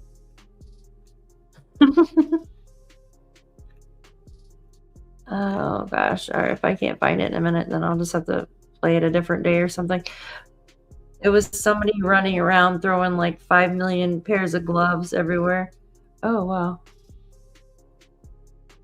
This is interesting. Let's see. This is the same person that does all the crime timeline thing. Oh, this is the family tree. Somebody had looked up the family tree. But I don't know why it says that. That's just, I don't know. Nancy's family tree. Yeah, I know. That's what I'm saying. If I could find the thing with the glove, it is so friggin' hilarious. Is that it? No, it's not. Okay. You know, the sheriff, when he did his interview for that reality TV show, he was wearing the same shirt he wore in his interview the other day with Brian. Thought it was weird. Oh shoot, I can't see it now. There's the pictures of...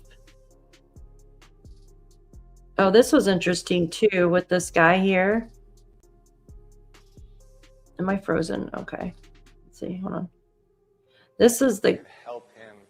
He denied this too. Given me a list of paper list of people that had pictures and names on it.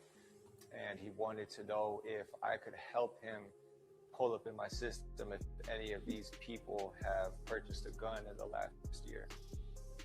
And from there, how did you respond? Can you kind of go more into that based on your Exactly. Based on my comfort level, originally I was a little skeptical, but then, you know, I feel bad for the family of, I forgot the lady's first name, but the Guthrie case. You know, I felt bad for the family, and honestly, anything that could help them find the person, I was willing to help. So I said that I'd be willing to help, and it was about 3 pages. And the way that our system is set up is we type in the last name of the person, and it usually brings up all their information: first name, last name, phone number, address, all of that. And I went through the 3 pages. There was probably 6 or 7 names. There were 6 or 7 people per sheet.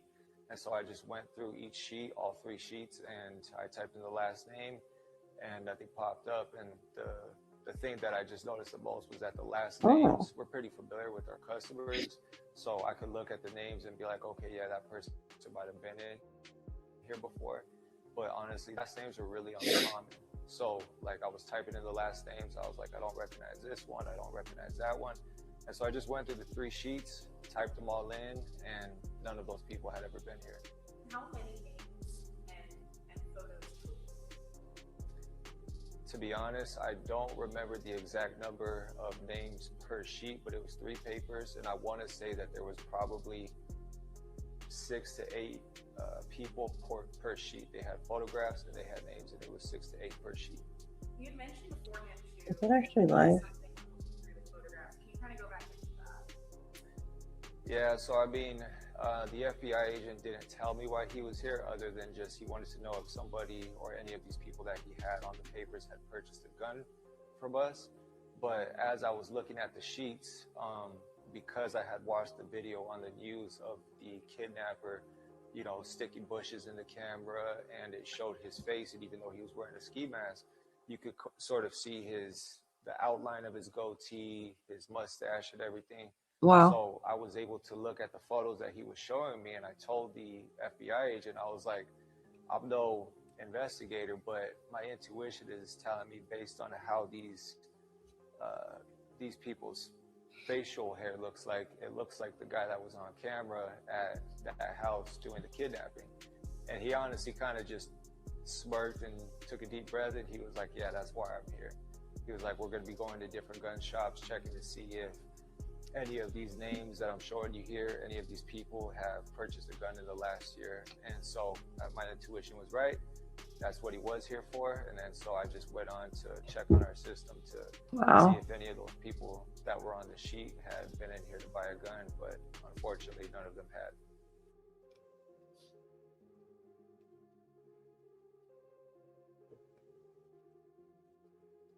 All right. Let me remove this real quick. All right, guys, I am tired. I've almost been streaming for 3 hours today. So, what do you guys think? Do you think they're going to let the civilians search tomorrow, or do you think they're going to give them a problem? They're saying they have to have permits, but yet, yeah, thank you guys all for being here. I appreciate all of you for hanging out with me for three hours. Well, 2 hours and 45 minutes. So, yes, thank you all. You think they're going to let them search? Yeah, I hope so. I don't think they can deny it on public property. No, they can't deny them on public property. No. Yeah, I think there might be some problems, though. I do. It's sad. They should let the public search. I understand going on other people's properties, right? You definitely want to get the okay, get something in writing, right? Like, I'm not going to sue you if I fall and trip over a cactus or something. Yeah, exactly. Yeah. As long as the search anywhere but her neighborhood. Yeah, right? Yeah, I agree with that. Oh, thank you guys. I appreciate each and every one of you. Thank you so much for being here. And, yep, have them sign waivers. I agree. Thank you all. We will keep you guys updated. I appreciate you. And if you could, please like the video on your way out. If you want to share the the video, I would really appreciate it. You guys are amazing for hanging out with me, and much love to each and every one of you. I will keep you updated with anything that comes out. And I really wish that I could find that video for you guys, because I wanted to play it on my way out, but I can't. I don't know. Like, it has this guy running through the yard throwing gloves everywhere. It's so freaking funny. I'll post it on my community post for you guys to watch. So, oh, thank you. Thank you. I looked at old layers all messed up, crusty. Thank you. I'm glitching out because my computer's about to die. All right. Love you guys. Have a great night, and we will talk to all of you soon. Thank you so much for watching.